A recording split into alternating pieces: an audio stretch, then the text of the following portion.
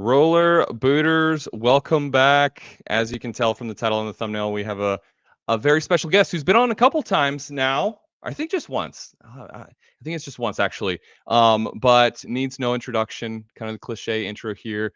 Today we're going to be doing a kind of a watch party. ENIN and his homies have been working on a series that I'm sure you've seen. If you haven't, you got to check it out. It's all linked down below. But BZ Schabernack. I hope I'm pronouncing that correctly. EUGEN, correct me if I'm wrong. But yeah, without further ado, let's bring in the legend, ENIN. Let's go. Let's go, man. Yeah.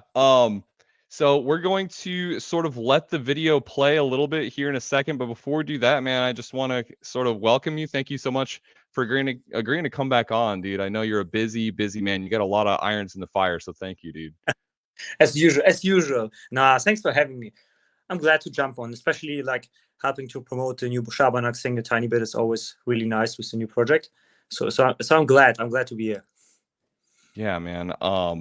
So I know the inspiration for BZ Schabernack, you guys kind of mentioned it, was like maybe not Jumbo was necessarily the inspiration, but you always wanted to do some behind the scenes type of vlog style series. And so what you've created is amazing. You're on episode, which episode? How many episodes do you have now? Well, good question. So we had the first one was Dreckstraße, then we had Windhose, then we had Bergauf, and then we had the side quest thing, Nebenquest, and now we have Bartholomeo's fifth. But we already have 3 more already pre-produced. 3 more in the pipeline there. Yeah. Wow. We kind of pre-worked because you never know with the weather, so we always can stack up new stuff, and also to create some puffer, also some let's say time frame in between for other projects, because we always still want to work on classic Bockland Zoo park files, and also sometimes on the weekends I need to work, I don't know, for skate promos. Like right now I'm filming a lot on the streets for the new Shadow Team Skate, and yeah. Right, so I need to sneak in time for this too, because at first I was even thinking about making it like a Schabernack episode, but then it's like dropping. We love to drop the Schabernack like as fast as possible after we filmed them. So even for us, it's still exciting to drop them because it's quite recently. But with the promos, you never know when the skates actually arrive. So let's say I film a Schabernack on this weekend, and then it ends up staying in the pipeline for 2 months because the skates is not out yet, and I don't want to spoiler the skates too much early. So me and Danny agreed, like, okay, let's film for the skate without Schabernack. Let's do just a typical hustle, go in the streets and kill it. And once we're done with the promo, I hope in like, let's say 2 more street sessions, maybe 1 more street session, we can film more Schabernack again. But yeah, since we have 3 in the pipeline, we are like 3 weekends ahead. So we're doing well. Nice.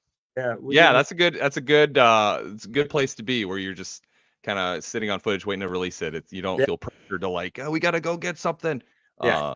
So that's nice, man. That's insane. I just, your work ethic is crazy, man. The amount of stuff you got going on. I don't know.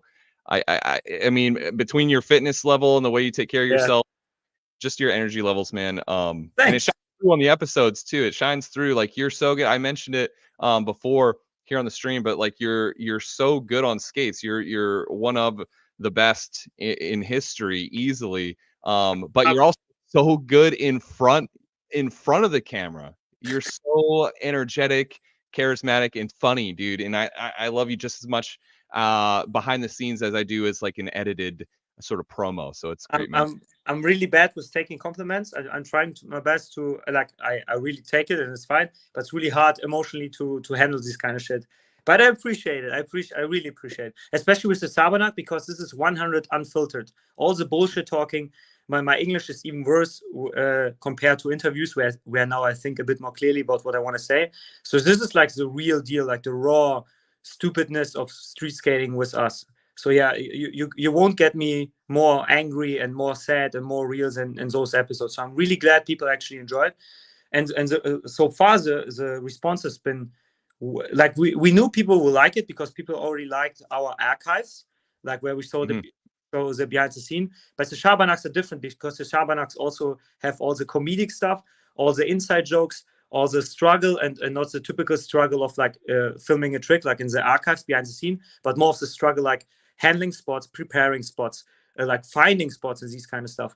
So this is like really unfiltered street skate experience in Germany. Yeah, I'm quite glad people enjoy it as much as I do. And like about my productivity level, people need to understand, like at the moment I'm still doing it almost not fully full time. I do a lot of other side stuff for Powerslide and like Instagram subscription stuff, but like my main focus is still rollerblading. So who am I to don't like overproduce and go full in? Like if this is what I focus like right now mainly in my life, like of course I go nuts. Of course, like every weekend is planned because I want to have it like full, like I want to get the most out of it. And like you see in a Schabernack, it sounds always like really work ethics and like where is the fun? But I think the Schabernacks really reflect like even if it's really a bit almost over planned and compared to, let's say, other classical pro rollerbladers out there who have a bit more chiller approach than mine, you can still see in the Shabernacks that we actually have a fucking great time. It's just like easier for us. Like if we know this day we go there, we got a couple of safe spots, we have a bit more, let's say, not risky spots, but gamble spots where we don't know fully if it works out and stuff. So yeah, we usually are quite prepared for the weekends. And inside the week, it's basically lots of workouts and lots of park sessions where I just like I film a bit Bockland Zoo stuff where I still try. It's really hard for me nowadays to find a balance between like training tricks for the weekends so they are safe, because it seems like I got all the tricks, but it's a lot of work behind it. I'm not one of the talented guys who started rollerblading and had like 3 switch ups and like perfectly and like without ever training them forever. I really need to work on my switch ups. Sometimes I, let's say, skip one for a while because it's one of my rare switch ups, and I don't do them for like, let's say, like 1 to 2 months, and then I'm at a sweet spot and I'm trying it. This is such a good spot for this movement, and then I fuck it up and eat shit. So this kind of stuff got me quite paranoid. So basically, inside the week, it's let's say 1 to 2 sessions or 1 to 2 days inside the week. I train a lot and just repeat old stuff and top sides, deep back rides, some top source resole back ride, blah blah blah. And the rest of the week, if the weather allows it, I really play around with new movements, let's say progressive ideas, flat movements and stuff. I really want to get a tiny bit out of box, because it's also of fun. Because if you only do the repetitions, it gets so boring. At one point, it almost feels like work, and I'm always afraid to the point when rollerblading starts to feel for me like work. This is my worst nightmare, because this is why I separate. You also see like the difference between like Schabernack and Bockland Zoo in my USD edits, where you see the behind the scene of the USD edits. This is fucking. I try to get like. I don't like to talk about myself in these terms, but I push it as far professional as possible for me. Like everything is timed. I don't waste the time of my brother, of the filmer, or whoever I'm working with. And if I work on serious projects with brands behind, like USD, it's definitely totally different work ethic if you compare it like tour session or tour vibes or like Schabernack and stuff. So yeah, I'm still trying to find a balance with this, and right now I'm quite happy, and I hope I can sustain and don't get burnt out by rollerblading. Yeah. I mean, you're doing a lot, and I know the community loves you for it, and I know I'm enjoying it a lot. I just I love it, man. I love it. The amount of work that goes into it, but the passion behind it shines through clearly, for sure, man. I just want to say a quick thank you to Jared. Man, Jared, thank you for 17 months of support here on the channel, man. I appreciate that, brother. Oh yeah. Nice. Oh yeah. You can. Eugen, I should have told you this backstage, but you can toggle over to public chat or public. Oh yes, I can even go to the fucking. Yeah, I activated it. Now I can see the chat too. Then chat bite. Yeah. Sorry, I didn't tell you that sooner. Yeah. Uh-oh. Yeah. Wait. Ask a question. I will do some fucking ADHD and log in while talking, and then I can even answer questions. That's nice. Okay. Yeah, no, that's perfect. So Eugen said it here, ladies and gentlemen. If you have any questions for Eugen, he will do his best to answer them as we do our watch party. Again, if you're just joining us, we are doing a BZ Schabernack. Oh my god, Eugen, how do you pronounce that one? Bartholomew? Well, you actually do it quite well. It's like Schabernack is right. Schabernack, yeah. Schabernack. And then what episode is this called? Bartholomew. Oh, this yeah, but I think English is the same term. Bartholomeus. Bartholomeus. Yeah, I would have butchered that one. I would have butchered. That's a hard one. But don't interpret it too much, because this time usually we always found funny names during the sessions. Like the first one was Dreckstraße, which is like fucking dirt street, because we skated a lot of dirty spots. And the end, the last king rail, all of our skates for me and my homies been like fully. It took me like 1 hour at home to clean it up. It was a mess. And then the second one was Windhose, which is like wind pants. But Windhose is the German term for something like not typhoon, like a small tornado, like tornado or something. It's like a German term for tornadoes. And that day was super windy. This is why we called it Windhose. So we always we try to use stupid German names that you can't translate, because like when you translate it, they make no sense. And we do this on purpose. This is why Windhose. Yeah. Bergauf is like uphill. Yeah, but if you translate it purely, it's like hill up. It's like the opposite term, because that day we've been in an area where it was really hill style. So we had a lot of going up and down. It was horrible, really exhausting. And then like the side quest, Nebenquest is just side quest. And the new one, Bartholomeus, not so creative. It's just the name of the first school, but it sounded so horrific German, Bartholomeus, and like Northern European, almost like Middle Greek, whatever, crazy Latin styles, that I was like, we should call it Bartholomeus. It sounds funny. Yeah, I love it. Yeah, the new ones we have like, I don't want to spoil it too much, but we have some really cool upcoming ones. There will be one more side quest one. It won't be me alone like last time. It will be with Sven, but we call it again like Nebenquest because it's a shorter one. And I don't want to spoil it too much, but I visited the Maniac King Rail from the first episode again. It was I couldn't resist. The weather was good, and I was like, Danny, fuck it, I want to go there again. I can't sleep over this shit, and I know usually Danny don't allow me to go back to spots where I fight it for like 3 hours. It's like for him in his eyes, it's totally nonsense. But I was like, after this one, I told him like, dude, it was the last spot of the day. I was super exhausting. If I go there again, I know how to handle it now after last time. Let me go there again with full energy, and I got it, blah blah. And it took me again over an hour and stuff, and I don't want to spoil it. It was horrifying. You will see soon. And the other two upcoming episodes will be full episodes, and this ones will be double exciting, because people already asked that we need to invite more guests, because Sven kind of skipped here and there, and Toby's also not always down and have time. So we have 2 upcoming episodes with homies, guests from Poland, who came all the way for 1 weekend. They drove by car like 11 hours for 2 days of skating, and after the second street day, they drove 11 hours back. Those guys are maniacs, and they are good. They're really good. One of them is like an OG guy, 40 years old, and he did like king rails with me, and you will see soon. It will be really, really good episodes coming. Oh man, I'm super excited about those. Yeah. No, I'm juiced up too. I'm juiced up, man. You guys are getting after it, Nat.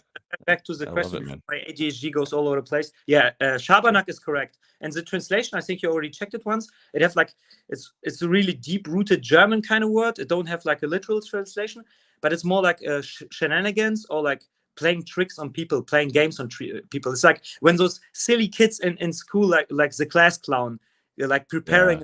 Okay, it's like, and then the teacher goes like, he's onto some Schabernack again. I can see it. This kind of things.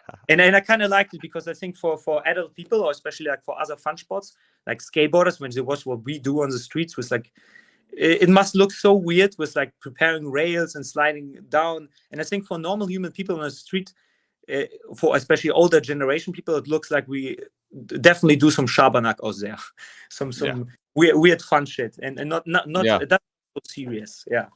No, we made a video when I was younger. We made a video, my little crew. We made a video called there's hooligans, and the video was called Hooliganish. So we're just hooligans, man. Katie, thank you so much for the 9 months. I really appreciate it. Thank you so much, Katie, for the support. Daniel asks, you've done a lot of big wheel promos over the years. What's your favorite big wheel setup? Oh, that's a tough one. It's always changing, because the setup's changing. Like in the early Wizard days, since I'm kind of bonded to my family and lower power slide, I always have to gamble around with what setup I can make out of the products without I don't know, buying a Wizard setup or something, because I want to support the family which support me since so many years. So in the beginning, I always played around with like 3-time wheel setups, and I just used old wheels on the outside and new wheels on the inside. So I have like a 3 tri-rocker.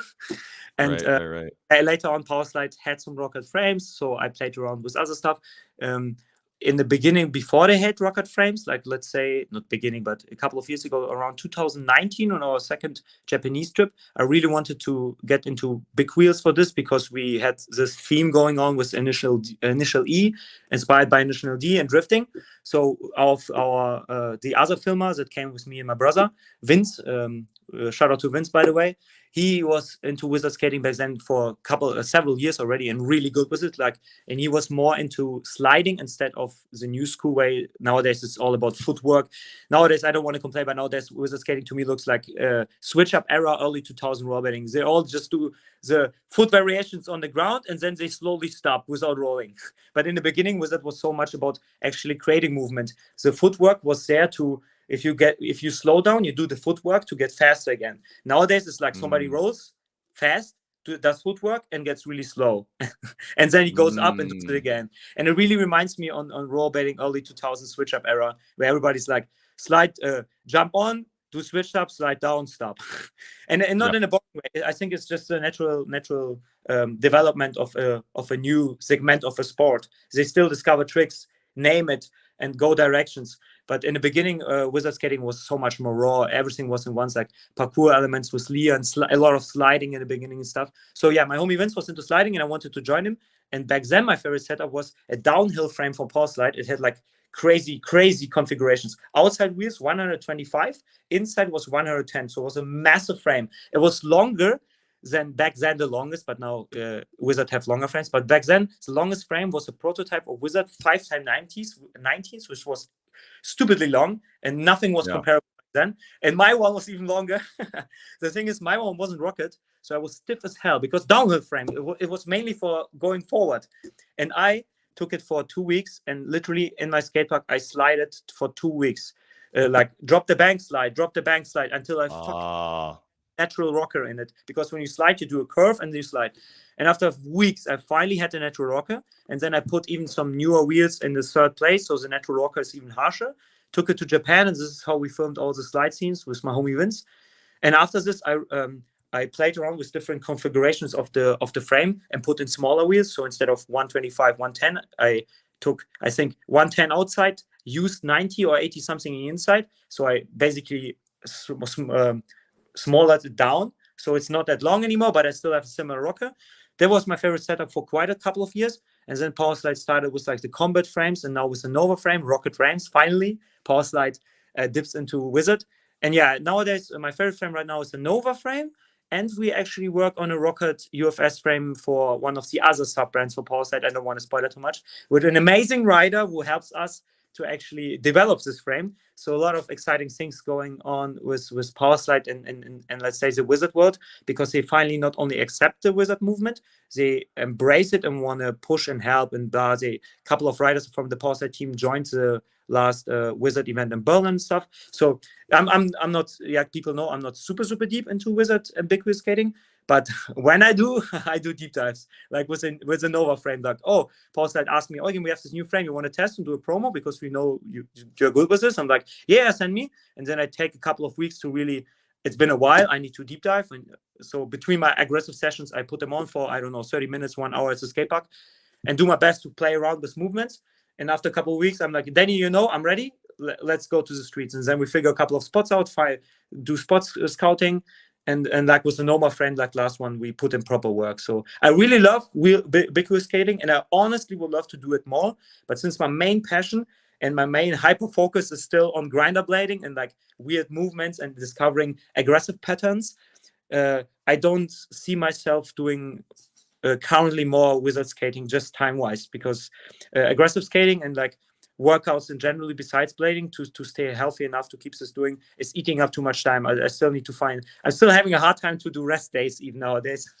but honestly, in the future, I see myself doing more big wheel too. I can't say if it's in 2 years, 5 years, or 10 years, but it just makes so much fun. And there's so much, like you see even in this movements, it feels like a back rail to true spin backslide to back rail again. There's so many similarities movement wise and like almost feeling wise, like back unity to true channel tricks and back channel 33 again. So many movements remind me on aggressive blading that it just makes sense long term, also for my ankles to dip to this direction at one point. Yeah, I would, and also if somebody feels stuck in aggressive blading and don't feel super inspired with, like, let's say, the new movements, like go flat skating and do simple tricks, try out big wheel skating. It can be so freeing for your mind, because it opens so many doors, even with movements. Several people told me the last couple of years that they could literally see the influence of big wheel skating in my blading, even though I only do it a couple of weeks a year, because it have long-term impact of my blading. These movements, the smooth movements, translate directly to movements of your switch-ups and your movement in general, how you push, how you lean into curvings, and carving in general. And people told me, like, your blading looks more smooth and balanced the last couple of years since I do more and more of these kind of movements. So yeah. Long answer for the big wheel question, but now you have. Yeah, no, I love that. I know Vitzeman, with his wizard skating and his big wheel skating, and has very much shown up in his aggressive skating, and it looks fucking great. Yeah. It looks great. Like, this is one of the reasons why I believe Vitzeman not popular. He's an amazing skater, but one of his main characteristics for me are that he is really deep into wizard skating. He's our Vitzeman, the wizard man. He's our main forefront in the UC Pro team, who really embraces the new trends, the progressive direction, and I fucking love it. I'm so glad to have him on the team. I'm really, really happy about it. Yeah, he's such a great guy. He's such a great guy. Okay, Eugen, we are about 20 minutes in, so let's start playing. Oh my God, help me out again. Bartolomeos. Bartolomeos? Yeah, that's good. That's okay. Bartolomeos is good. Okay, close enough. Where we go? Present. Sorry, I share. Let me share the tab real quick. And I'm gonna have the audio playing. Tell me if it's too loud, chat, and Eugen, if you can hear it or if it's too soft. Yeah, welcome to another Schabernack. Today I'm gonna keep it a little bit low so we can hear, so we can kind of talk over it a little bit. But can you hear the audio at all, Eugen? You can. I can hear everything clear. So fine. Okay, great. Okay, so this one, I know you mentioned, like, they found, your buddies Sven and Daniel, and your brother Daniel. Your brother's name is Daniel, is that correct? Yeah, my brother's name is Daniel. Yeah. And you guys found some really gnarly spots. You weren't sure if it's going to work out, but this is sort of the culmination of it, yeah? Yeah. So after the last episode, this time we are in I checked an area. This time it was an area that Danny and Sven, here. There's the main area, the Sven's area, and we are in Iserlohn. We are in the southeast, the down right corner. So we are in an area we don't are that often. And Danny and Sven, I was already, like, kind of paranoid and making jokes on them all day.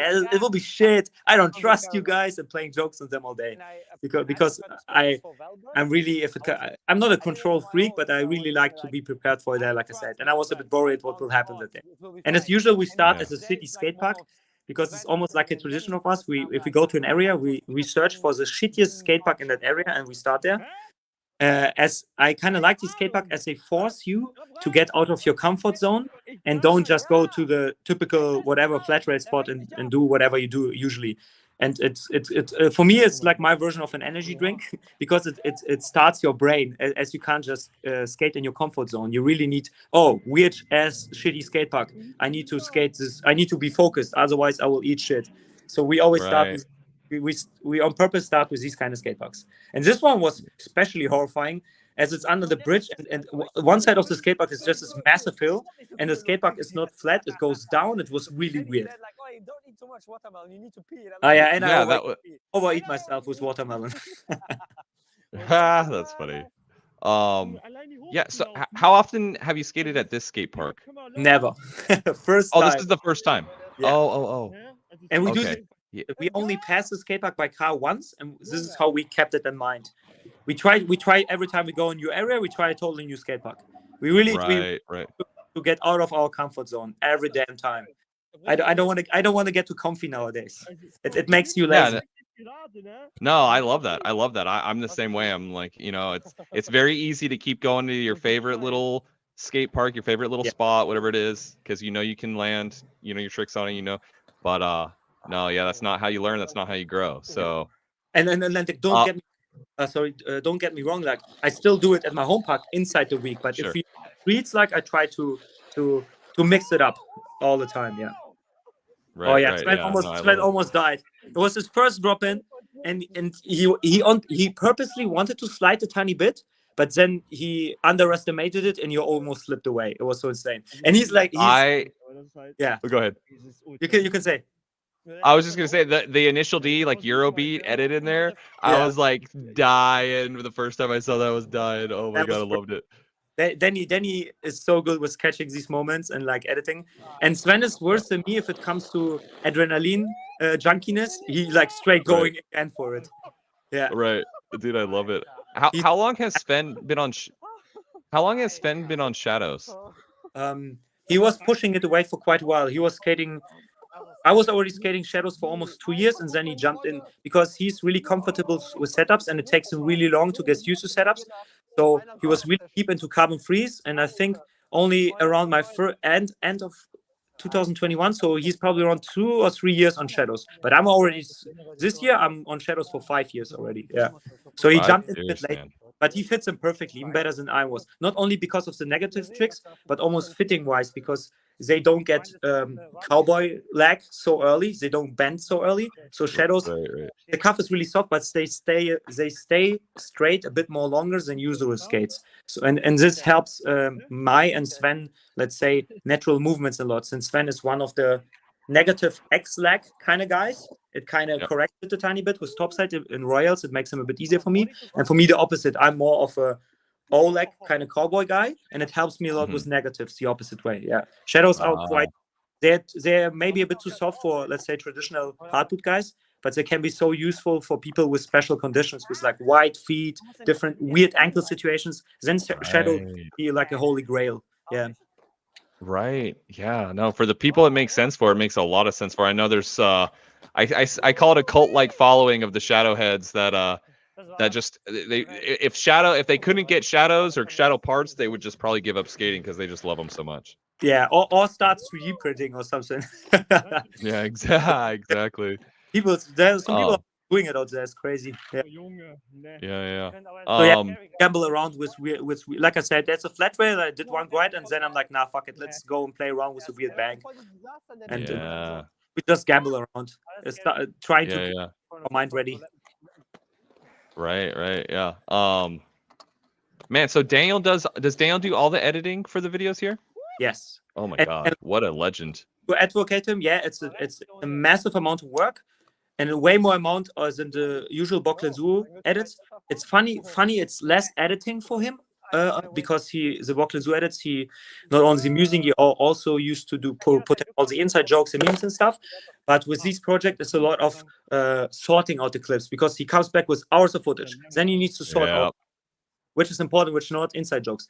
Then usually, like you already mentioned, with voiceover, he has to type it in by hand, yes, because the YouTube algorithm doesn't catch it that well. And he tried with AI, and AI can't catch the slang because in our area we mumble a lot. And since I talk fast and I have like ADHD and I mumble everything, if you're not from my area, it sounds like and Sven understands it, like no joke. Sven understands it, or my girlfriend, but she's together with me for fucking 14 years. But usually, even people from my area, if I'm at the skate park, they ask like, "What did you say?" They need to ask me again because I'm too fast and I mumble around a lot. So the algorithm and YouTube can never catch it. So then, not every conversation. This is why I speak English in between, because the English stuff, my English is so bad, but it's so stupidly easy, my words, so it can catch it. But the German stuff, then you have to type in on hand. But this is the most amount of work. Everything else, like sorting it out and typing, like the funny editing and like memes, this is quite easy and fast because then his workflow is intensely how it's called, effective, because he perfectionized it over the years with Boklenzu. Now 10 years into this, for him it's like easy peasy. He found this, he uses this font, this animation, this picture, like people like Tom G. Musi who put in all this amount of work in their editing. They would need somebody like new generation, YouTube young generation Daniel, who could edit this, and probably like Tom is probably amazing and super fast. But imagine like guys from this generation, they could probably do it in half of the time because this is how they grow up. For them, it's like easy, and we still need to figure it out and organize and think about it. So yeah, it's more work than usual, booked into edits, way more work, but it's still overseeable. It's not like Danny's totally pissed every weekend. It's just like the main part that he hates is like just coming back and sorting out the clips. Because me and Sven are obviously, when are the clips coming? When are the clips coming? We want to see it. And then he's so fast, he sends out usually same night, he sends out already the raw cuts. This is how fast he is. Or the next same night we already have a raw cut. This is how fast he is. It's insane. Wow, that is like actually unbelievable. That's insane. Oh yeah, that's but he almost over pushes it.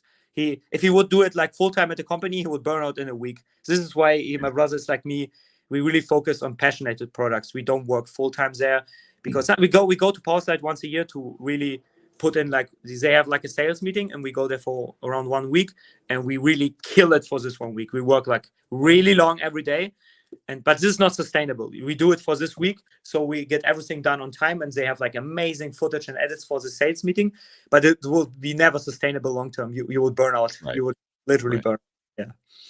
No. So this kink trail here, it's not a spot. It's really ass. It's not a spot. It's not a spot. It's horrible. It's horrifying. The run-up is shit. The rail is too high. It's look at this. The run-up have like a really horrible crack, and also this tiny piece of separate stone. So you need to jump. The way goes slightly down, but not the amount that you get, that you think it's not possible, but the right amount that it gets you paranoid. If you roll down, you need to jump.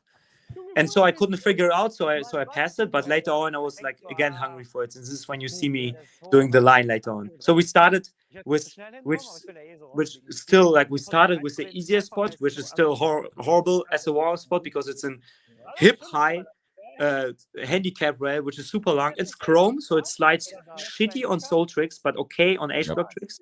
The run-up was good. That's the only good thing. And the landing is 45 degrees to the side because otherwise you smash into the flat bar at the end. So yeah, we'll come.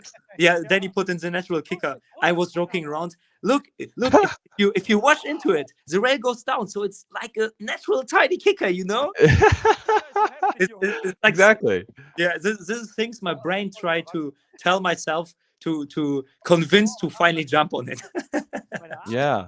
Well, again, I forget. How tall are you, if you don't mind me asking? Oh yeah, you asked last time. Not that tall, but I think for American standard, it's okay. It's like a tiny bit over the average. I'm like 174 centimeters. I don't know how much it's in inch. You need to convert it. Yeah, I'm gonna look. 5.7 feet. So what does that mean? What is 5.7 feet? I don't know. There's so many fucking systems. I totally lost.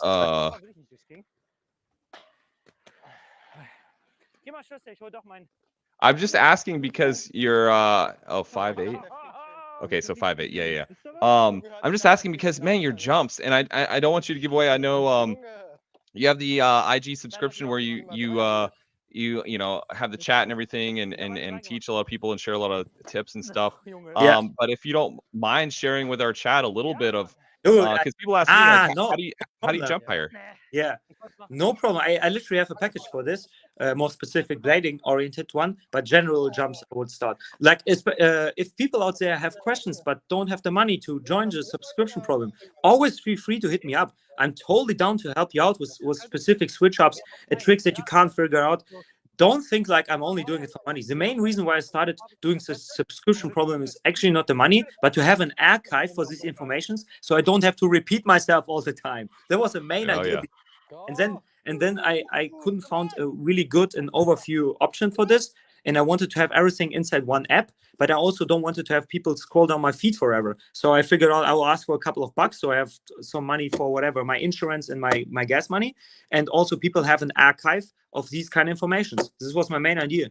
So yeah, jumping higher. The main thing you need to understand is sorry to interrupt you, but they can just find that right on your IG, right? Yeah. The Instagram subscription programs. This is a cool thing about it. Compared to a Patreon, it's everything inside the Instagram. So if you subscribe me, you pay, I don't know. Right now it's like $5 or something, or $4. Is depending. Sometimes I have like discounts.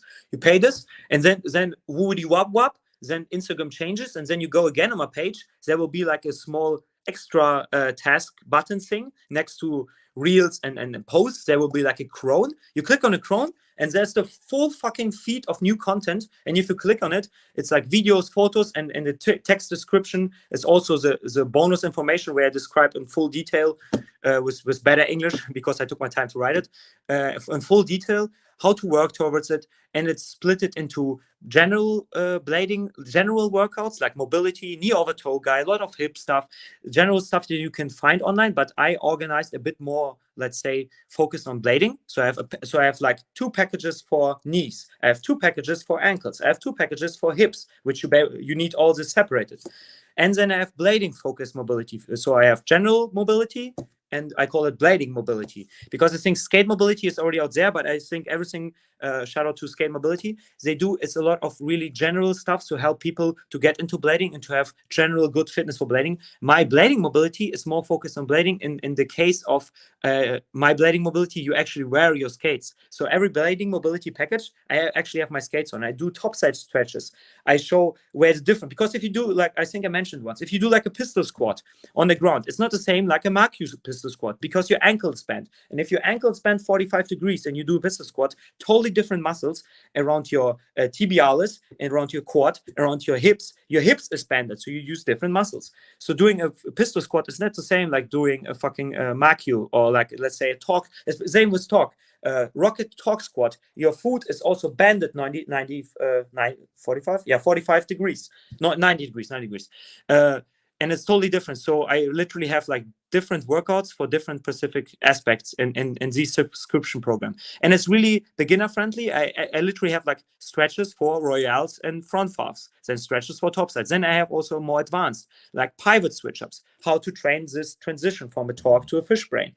And like, it depends on your setup, flat or anti-rocker, but there are ways you can drill those and make them more fluent and get more comfortable with them. How to learn backslides, like the normal edition for people learning the balance, the weight distribution. So that if you do royal, your weight is in the middle. If you do backslide, you need to get the weight around the backslide. But then a more advanced one where you learn sit-down torques and sit-down backslide and also stay up out of it again because you need both to hold the grind longer. So yeah, it's a I already have like, I don't know, 40 posts inside there. So if you're interested to improve your blading, but also you're just started with blading and you have problems to jump over, let's say, the first burdens of like learning topsides because your hip mobility sucks, then maybe these kind of things could be quite interesting. If you don't have the money, hit me up. I will give you some free tips. I'm always down with this. So let's get back how to jump higher.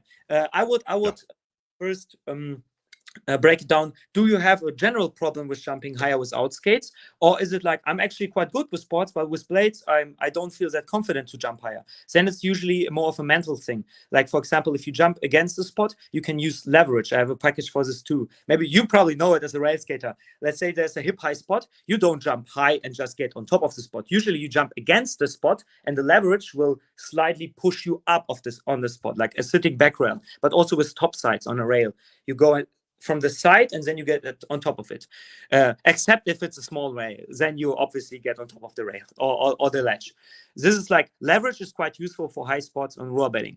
If it's even, I use it all, like on this spot on the front fafs, I jump on top, but later on I do a back royale. You see it with Sven, and Sven jumps from the side. This is why I was joking, if I jump on a rail, it's always shaking so much. When Sven does the back faf, it doesn't shake so much because I jump against it and it's like Sven goes smoothly, uses the leverage to get on top of it, and it's less shaking. So there are different approaches for this, and I really break it down, show different approaches for different kind of tricks in my subscription program, and for in general, I would say like general jumping higher without rollerblading, you need to break down. It's in my eyes, it's quite complicated because it's a lot of physical attributions, like your mobility aspects. I, for example, don't have the best ankle mobility, not sideways. My sideways is cool, obviously. Forward ankle mobility. This is why I can do squat down tricks, but I mainly do it over my knees and over my hips. If I do like an ankle mobility test where you stay next to a wall and you try to like, let's say, one fist away from the wall, your toes, and you try to hit your knee on the wall without your heel lifting, and you can see how much your ankle can move forward. I don't have the best one. I never had it. My brother and my dad have more than me, and I stretch it and I work on it because it's quite useful. but I don't have the let's say the basketball super hardcore forward flexibility, because your ankle, since it's the last part of the chain of your leg, it's really important for how much you can get out of it. The more ankle mobility you have, the easier it will get for you to get a higher jump out of it. Then you just need to work on muscles and the rest of the chain. But if you limit it there, it will be a hard time. So if you start rollerblading and you want to jump higher, first check your ankle mobility, check both legs. If you can, like the fist, you can Google it also, ankle mobility test, one fist away from the wall, and work on it. Then the next are the knees, obviously. Learn to learn a full bend. So you learn to get your, let's say, heel touch the ass if you squat or something like this, the full bend knee squat, and then the hips. So your knees can touch your belly. So you can fully fold. This is how Colin Martin would call it. You can fully fold your ankles, your knees, blah blah. And then go for knee over toes. Work on the different muscles, the TBLs muscles, the quads, everything, blah blah blah. And the end result should be a perfect, not perfect, but a balanced mix of mobility and muscles. Because when I was younger, I thought like jumping high, it's only muscles. No, totally lie. Because if you jump high, you still need to tuck in your legs. And to tuck in your legs for a deep back rail, you need hip mobility, you need knee. Because people think also on top sides are knees. Because it's a lot of torque, energy, and pressure on your knees. But honestly, mainly top sides and deep back rails are hips. Because your knee can only move one direction. Your knee can't move this way direction. It will break. It only looks when you do a top side that your legs are like this, like an O, because not your knee is bending inside. Your hips are rotating, and you do the crab. Your hips are rotating, and you do the crab roll. And this is why it looks on top side that your knees are bending inwards. No, it's actually your hips. So the more you work on hip mobility, the easier the top sides and your back rails and deep front puffs will get. This is my last gate opener that I learned the hard way over the last years. So jumping high, work on your mobility of the separate of the separate joints, ankle, knee, and hips, and work on general muscles. And if you want to learn it faster, I would always advise explosive. So instead of just like the typical gym workout, squats with weights, which is also important, never underestimate, explosiveness. Train literally. Get a fucking backpack with 10 kilograms and work on it. And start slowly. Don't do the EUGEN, overdo it, and have joint pain. Yeah, thank you so much for that. No problem. You mentioned ankle weights. Yeah. Yes. Yeah, so it's interesting because I haven't used ankle weights in a long time, but I need to revisit that. I think I haven't heard those mentioned in a while. Because like if you think about it, it's nothing different than having skates on. Think about it. If you have skates on, it's ankle weights, and you jump at them. And if you pull only one leg up, it's like doing how it's called. I'm not going to the gym, so I mainly do body weight workouts, backpacks, and like all the calisthenic weird shit with like kettlebells and shit. So I don't know how the machines are called, but the one machine where you pull weights with your leg to train like I don't know how the English term is it, but the inner muscles of the thigh, the pull muscles, which you also need for the opposite muscle of the push muscle, the pull muscle with the leg, which is also really important for jumping.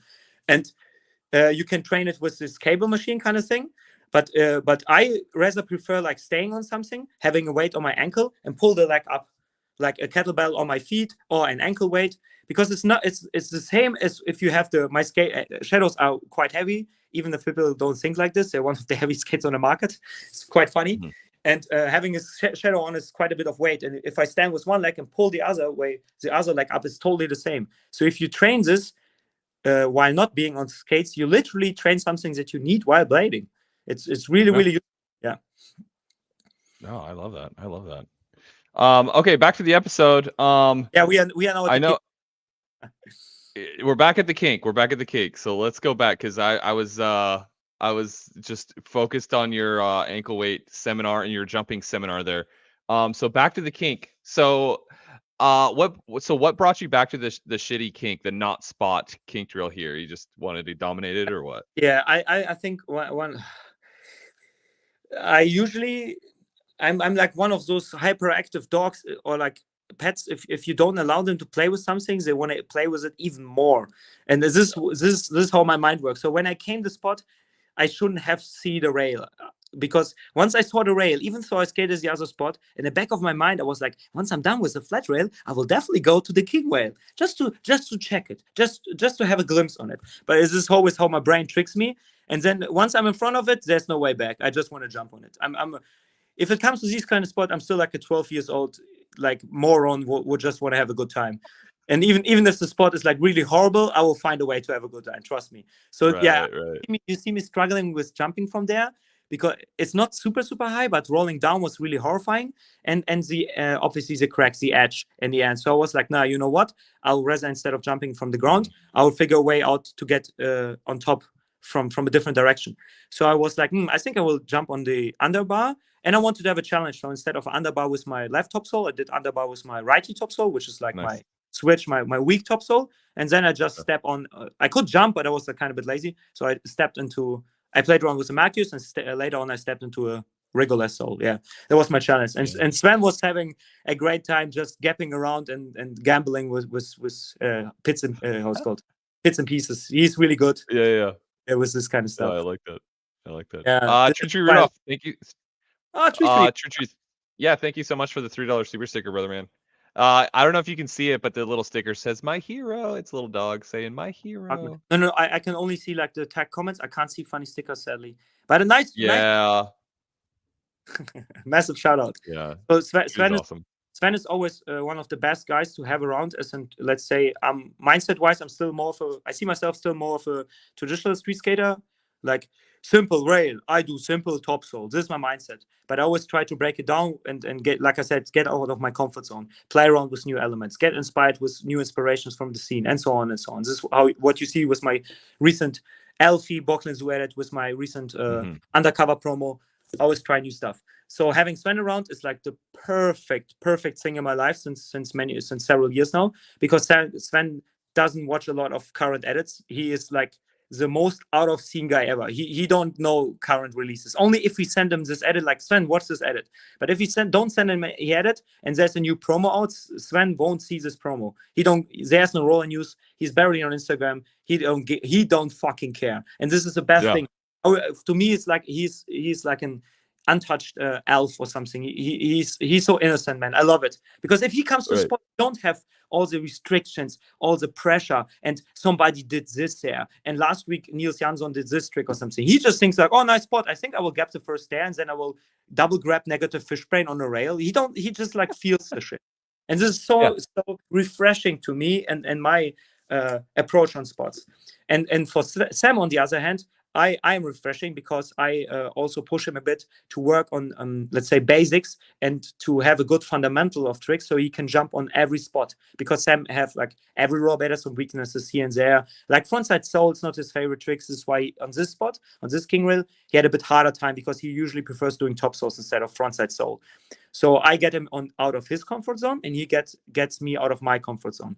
And it is, like I already said it in other podcasts, but or like talks. Like, Sven is one of the most refreshing things happened to my blading career in the last couple of years. And in this motherfucker is really important to me if it comes to blading sessions. Yeah, I love that. Man.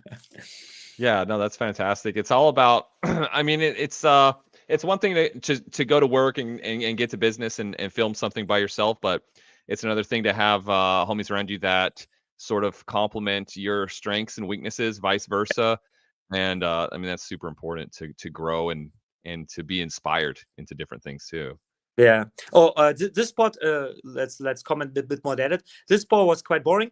The spot I choose was quite boring, because we came there actually for all the flat rails, but the flat rails ended up being quite horrifying, because the distances between the flat rails been okay and doable, but they had different angles. So you grind down, but if you transfer, you need to grind up again. It was quite horrifying for impact, and ankle wise I was like, I don't know if I want to do the flat rails. So we ended up playing around with just for fun. Like, I was like, before I leave here, I just want to do at least one solo on a king rail, because I one of my favorite things in life is like not only finding new spots, but being the first one to do a spot, because if nobody ever was there, even a solo is exciting. And I really I still grow out of these experiences. So I was like, let's do a solo here. I love this. This is why a lot of the early, or like the current Shabernacks are still a lot of souls, because the early Shabernacks, we skate a lot of new areas. This is why we end up doing obviously a lot of souls and royals and simple tricks, because we never been here. We are afraid to do a back Svan or something. But with with the upcoming ones, like the side quest one, I also did other tricks because I already been there a couple of times. And we want to mix it up for the future. So there will definitely be more, let's say, EUGEN-esque, EUGEN typical, more switch up tricks. But for these ones, it was a lot of basic tricks. Yeah, this one was also funny, not only because of, let's say, the more simple approach. The challenge was the bushes at the end have like thorns. So I was afraid of smashing into the bushes, because it was quite dangerous with getting stung by it.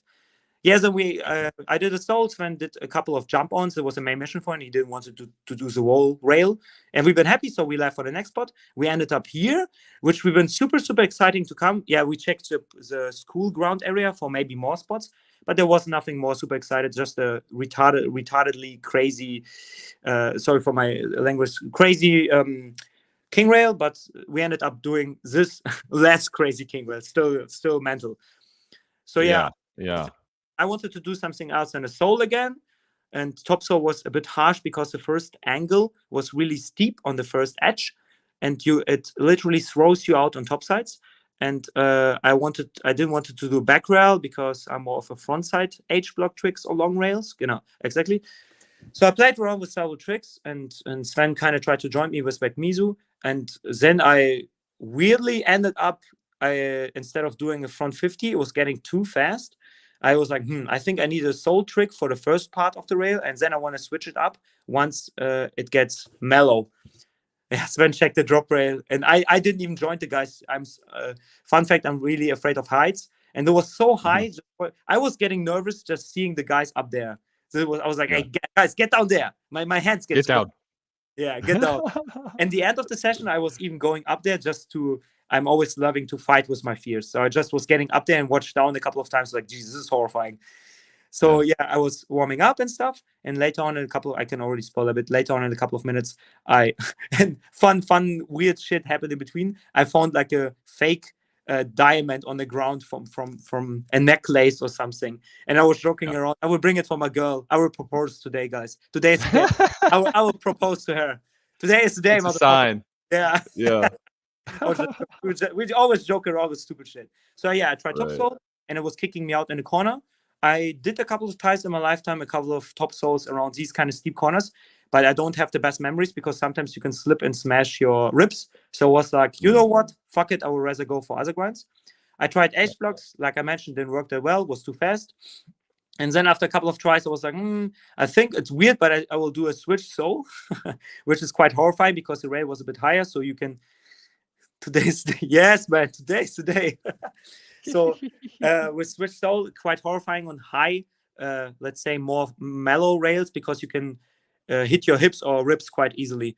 And it happened a couple of times, but yeah, this is what I trained for, all my muscles. There we go. And all the workouts help with these kind of bails, because the extra layer of cushion around your core really helps you. So after a while, I figured out the switch soul, and then I did. It's not even a switch up. Switch soul to front 50 is not a switch up, but the main mission was just to grind the whole rail. So I couldn't care less. I was just like finding a way to get around the corner. So in a couple of tries, I do the switch soul to front 50. And yeah, fun, weird shit EUGEN does. I overwaxed it, and then I needed to find a way to slow it down. This is why wax counter -1. I put earth and grass on the rail. Welcome to minus. Oh, nice. I always -1. Yeah. Oh yeah, I'm right there with you. Sorry, my upload speed is good today, so I think the stream is pretty smooth, but my download speed is pretty slow. But Tree Rudolph asks, Eugen, do you think you'll come to the US more often in the future? Like I mentioned already a couple of times, I'm really lazy with traveling. It's not about the US or for sure. I obviously have a childhood dream countries where I would rather go than whatever, like Japan and stuff. But yeah, since my trip in New York, I was really hyped and I would love to come back. But this year's New York event was canceled quite a while ago. Not canceled, sounds so harsh. Delayed, or like they will do it next year. And I was considering going actually to that event. And since the event is now not happening again, I don't have another plan. I could plan for Blading Cup, but I actually had other plans around Blading Cup with personal vacations and shit. So I can't promise anything for this year. But if the event happens next year, the New York one, I will definitely go again for the New York event and maybe stay a bit longer and combine it with some other trips and travels in the US. But I can't promise anything. With these kind of travels, it's always hard. I always try to make it as smart and as cheap as possible for my sponsors. So I want to combine it with the event. So you go there for the events, the sponsor get the most out of it promotion-wise. The top pro is there, whatever, blah, blah. And also I can film there a bit of street and get the most out of it. So it's always harsh to squeeze in as much as possible. But yeah, it's probably not this year, but hopefully, like I would say even definitely, if the New York event happens next year, I will come back definitely. Not to, how it's called in English, not to try to win it again, but in my area, it's almost like a tradition. If you place quite well at an event or won it, I didn't won it purposely, but I won a couple of those under the bridge side competitions last year. Right. And in my area, it's like, it's almost how it's called. It's almost like a, not burden, but it's almost, if you win it, you need to come back. I don't find the English term. Yeah, it's like a duty.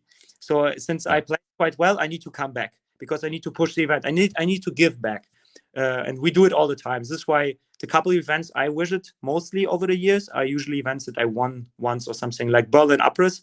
I have like a really emotional connection to this, so I go there every year. It's really like a tradition. In New York, I had an amazing experience, especially being there with like the Kaiser people. I've been there with my Kaiser team, but also several local people I know over the years, but never met in person. Wietzemann been there, who's like obviously a member of the USD team. So yeah, and all the locals I met there. Like shout out to all the Brooklyn people who hosted me. I can't wait to skate with them again. So yeah, hopefully next year. Yeah, hell yeah. I'm still we are literally at the point where I broke the rail. So yeah, at one of the times, stupid EUGEN pushed too hard on the 50-50, and we didn't double check the rail. There is no sidebar in the edge. The sidebars are in front of the edge or angle of the rail and after the angle. So nothing protects the most vulnerable point of the rail, which is stupid. So I smashed right into this point, and it was only put together by one tiny bit of welding, and I smashed the welding. In the end, I was actually quite lucky that I didn't fall harshly during this accident. Right. Happening. Right. So, but yeah, after this, Danny was like, "Eugen, I could tape it," but Danny's always really careful with me and my body. I don't want to see you do it again. I'm afraid you will bend it too much and smash. So yeah. Oh, and I mean, this one. Oh, go ahead. Yeah, it started raining, and if the universe also puts rain on you, you're like, "The sport is done, Eugen, go." Yeah. For me, that's always one of the scariest parts of some street skating spots is that sometimes they're gonna fail, and like if a rail breaks or something breaks, and usually shit could get. Move on. Honestly, move on. Yeah. Who is it? I think Sean asked, what kind of shampoo do you put in your hair? I'm not fully hippie, new school, traditional, and get off the shampoo. When I shaved my hair a couple of years ago after my masters, I did the full Britney Spears and shaved my hair because I wanted to have. Also because I really was mentally stressed. I see the question. Also because I was really mentally stressed during writing my master thesis. I wanted to have a symbolic gesture of getting loose and of all the stress. So I literally get lost of the weight by shaving my hair. Yeah, so I shaved my hair back then. And in the beginning, I tried to don't use shampoo because I wanted to try the whole healthy thing. With only using water, blah blah, and soap quite here and there if you had like a sweaty day, and it worked when my hair was short. But once you hit a certain length, and I probably think you need to be really disciplined, like one of the long hair guys out there. Nobody comes up in my mind right now. Like, I'm bad with name. The beautiful handsome man from Rosie's who was injured for quite a while right now. How is his name? Grant Hazelton. Yeah, I'm so bad with name. Sorry, Grant. I met him. Yeah. Also, shout out to Grant. His hair looks really natural, not fatty, but you can see he's really good with taking care of his hair. He looks one of the guys who mastered the don't use too much shampoo thing, but I can't. I tried it for a while, but then I had like 3 street skating days in a row, and I tried only water and it was so fatty. And I know, Eugen, you just need to go through it for 4 weeks, and then your head gets used to it. And dude, I just couldn't. It was fatty and it was itchy, and I was like, fuck it. So I use shampoo, just some whatever standard ones. I'm the typical boyfriend who steals whatever my girlfriend bought. Yep. Yeah. Yep. I know that life. Yeah. But I try to use it less. So if I have like a day where I wasn't super sweaty, I just use water, because I know the deal with too much shampoo for your skin on the head and stuff. But I just use whatever my girls have there every now and then when my head feels itchy and my hair feels too fatty. Yeah. Yeah. And yeah, so the last couple of years it's a bit more curly. The main reason is only because I don't not the shampoo. The main reason is because I use less a man bun. I used to be like really deep with the man bun, and now the main reason was out of comfort reasons. I didn't like my hair having in my face while skating, and also because of, let's say, not ego, charm. How's it called? I was a bit not ashamed, but I was never super happy with my curly hair. I was one of those kids who always wanted, if you have curly hair, you want to have the straight hair. If you have straight hair, you want to have the curly hair. Always. So, yeah, Always. I never loved my curly hair. So I was even later on, I was always doing the man bun. But nowadays, like I say, I couldn't care less. I'm not loving it, but I'm fully embracing just where I am. And like, oh, I have curly hair, I don't care. Let's grow it out. Let's keep it open. And people kind of like it. The last couple of years, I get compliments that I do it this way. Yeah. Oh yeah. Next spot. So we came there for the drop king rates in the beginning, but they ended up having a horrible run up and being really high and quite horrifying. We ended up skating this baby spot because Sven had the fun time with a wraparound sash slide, and I had a horrible time. Fun facts: I'm really bad with sash slides. Without wax, I'm horrible with sash slide. I'm always catching the wheel. And even if I go down, because you know me, I can go down, boot down on tricks. But even if I go down on boot tricks, I slip away. I just couldn't figure out sash slides in my life. So I was like, this is a good time to play around with sash slides. So you see me there. I did it there once with speed, but I wanted to do 1-0 speed sash slide, so a controlled sash slide. And I had a horrible time. You can see me like getting stuck and getting annoyed and stuff. But this is what I want to put into the Schabernack, the real deal of people getting like some struggles here and there. So yeah.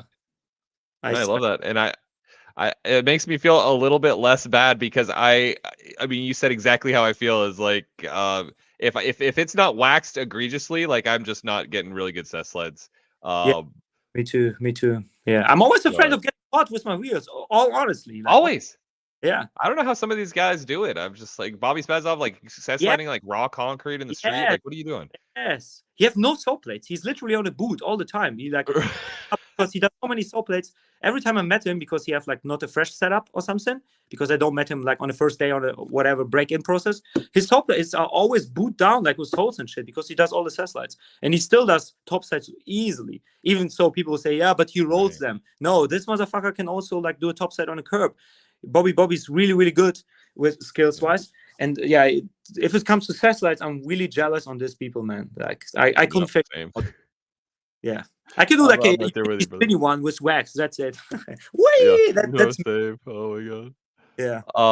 If you could be sponsored by, if you could have any sponsor completely outside of blading, what would it be? Outside of blading, I thought he will ask like a different company. I will first answer my imagination questions that he didn't ask. I'm bonded to Powerslide, like I mentioned already, because it's more than just a sponsor. After all these years, it's like family to me. They supported me through hard times and shit, and I supported them through their hard times when they didn't been selling so much. So I can't imagine another company, like, in all honesty, especially since I know insider information. No company is perfect. Powerslide had hard times with riders and other companies also, and not only Razors, also Rosies and Zemskate and whatever. Like people get paid, people not get paid, and so on and so on. So I'm really happy, and I can't imagine another company. I think if there ever comes a point where I'm not sponsored by Powerslide, I will literally probably do the Salomon thing. Maybe not Salomon's, but I will do the independent rider thing if a Powerslide ever comes to, I don't know, die or something. Right. Outside company, I'm usually not a fan of having big corporations inside of niche sports, because like you see with skateboarding, yes, it can help and it can help the sport to survive, but was it worth it? Because culture-wise, they didn't, like if you ask a core skateboarder, they didn't give a lot of stuff culture-wise, because the core guys are still against it. They literally buy themselves inside the culture. This is how it always feels. Now they are accepted. We have Nigel Houston on Nike, and I'm glad Nike is there, and we have Monster Energy. But what are the costs for it? Like now, if you compare it like rollerblading, it's a weird comparison, but let's say like this. If you're on the streets in the middle of nowhere and you see somebody with a Mind Game t-shirts, or you even see somebody with a Zamskate t-shirts, in all honesty, if you're not I'm a bit introvert, but usually you would go up there and like, yo, nice t-shirt. Are you blading? If you're on the streets and you see somebody with a Nike SB shirt, or let's say if a Thrasher shirt, or let's even say a bit more core, if you have like an let's say an old school company like a Birdhouse shirt, even those are almost like, or companies that doesn't exist anymore. In my area it would be Chapter 5 or whatever, some old school companies. You wouldn't go there because you think it could be just a random guy who has a shirt, because skateboarding got so popular that the models, the statue models and H&M in front of the glass building are having a skateboard in their hand. This is how it got fully pop culture. It's not like a subculture. Right. And at this point, like, yeah, but then you could have a good living out of it. Yes, I could. But then the work for this living would honestly feel almost like corporate, because then they have more pressure on you. Big company asks for this. You have a real contract and whatever. And yeah, we have kind of contracts in rollerblading right now, but they are more flexible. We can handle. If I had a hard time, we'll figure something else. If the company have a hard time. And I know deals from Red Bull riders during my times when I was writing my bachelor thesis. I was really deep diving into Red Bull and how many people died under Red Bull for money and shit, and nobody talks about it because there was a problem, because the pressure is high. Because I know the contracts changed a tiny bit because Red Bull don't want to get canceled and goes with the times. But Red Bull, even only a couple of years ago, they had harsh contracts. If you are like injured for this and that amount of time, you get a harsh pay cut. And if it's your main income, you're fucked. And rollerblading, I don't know how it is with the other sponsors, but Matthias, our boss man, yeah, again, like shout out to boss man. He is always a really good guy, and he finds a way. If you can't skate for a while, like he will find a way to help you out with social media, do rolling reviews, do these kind of podcasts, whatever. He will find a way because he understands our situation, and he is a skater by himself, which is also a big difference. Right. Yeah, he understands sportsmanship. So yeah, if there are outside sponsors, I would never accept only if it's even Patagonia. Like Patagonia would want to be of the last responsible brands out there, but even those guys have shit in the pipeline because nobody's perfect. But it needs to be like a smaller company, like a really DIY local one. They had the lucky situation where, I don't know, they have a lot of money and they want to give back to rollerblading, and I would kind of accept it. And in my situation, like I get most of my hardware shit through rollerblading, through Powerslide. The only things that I'm missing, usually I just do myself, like with Brooklyn Zoo. I always needed pants, so we made pants. Or like sometimes I have the lucky situation, like shout out to Impros brands, the brand. Oh, my brain is melting right now. They are from, oh my god, not Costa Rica, not Cubania. Oh my god, I can't figure out the South American country. But they are at Impros brands. They also send pants to a couple of other friends of mine, like Yandriel, and they also have like a distribution now in America, EK distribution. So they make really good pants from South America. Impros. They send me a couple of pants to represent and to test, obviously, and I fucking love them. And it was so nice because I was like, wow, because we make own pants with Brooklyn Zoo, and they still send me some of theirs. So these are kind of things that made me hyped by outside brands from rollerblading, because I can't get this stuff nowadays. And other than that, I would be hyped about an outside sponsor for, let's say, isotonic drinks would be sick. Protein powder would be nice. There we go. Yeah, that would be. If there's a protein powder sponsor out there, preferably a vegan one, because not because I'm fully vegan. I eat I eat like animal products here and there, not so much, but a good amount. But I don't want to have everything fucking animal product. So I eat animal products, but if there are chances to get, let's say, alternatives like with protein powder, yeah, I go for vegan protein powder. And also new studies show that the difference actually not that quite high. You get almost the same end effect. And other than that, I don't know. Healthy stuff, like, I don't know, oat cookies and energy bars. But other than that, like everything hardware-wise, soft products like clothes, I usually have like good connections, good good substances, good substitutes where I can get out of it. Yeah. Right. Yeah, Right. I avoid big corporations. I'm not a fan. Like, also with all the debate with like getting rollerblading into Olympics, could be sick, but also, do we really need it? I think we tried it with X Games and it worked for a while, but it ended up actually having, let's say, not bigger consequences, but the pain we felt after getting out of X Games almost feels like harsher than all the happiness we had through the X Games. And I think, Right. yeah, and I think in the situation right now where we almost built our culture from scratch, and like everything like John does with the collaborations with out of box companies, I think that's everything we need. I think just keep growing naturally, keep growing how it's called, organically, and get a new generation out of our generation, like the old guys getting their kids inside, do skate schools. And I think we should grow organically, so we have, and so we know don't sustain on people who are here for the quick buck, or like people who are here for one summer, then they leave, like with skateboarding and bigger brand sponsored fun sports. But we have an organic scene. When people come because of a skate school, they will probably stay longer, they will buy skates, they will give money back. And I think, even so rollerblading don't have the biggest numbers, it survived through so crazy times, not only the X Games, the DSLR times, and now the COVID and stuff. We did so well during COVID. And I think rollerblading proved himself to be really sustainable within their culture. And we should keep building up on this momentum and just keep going.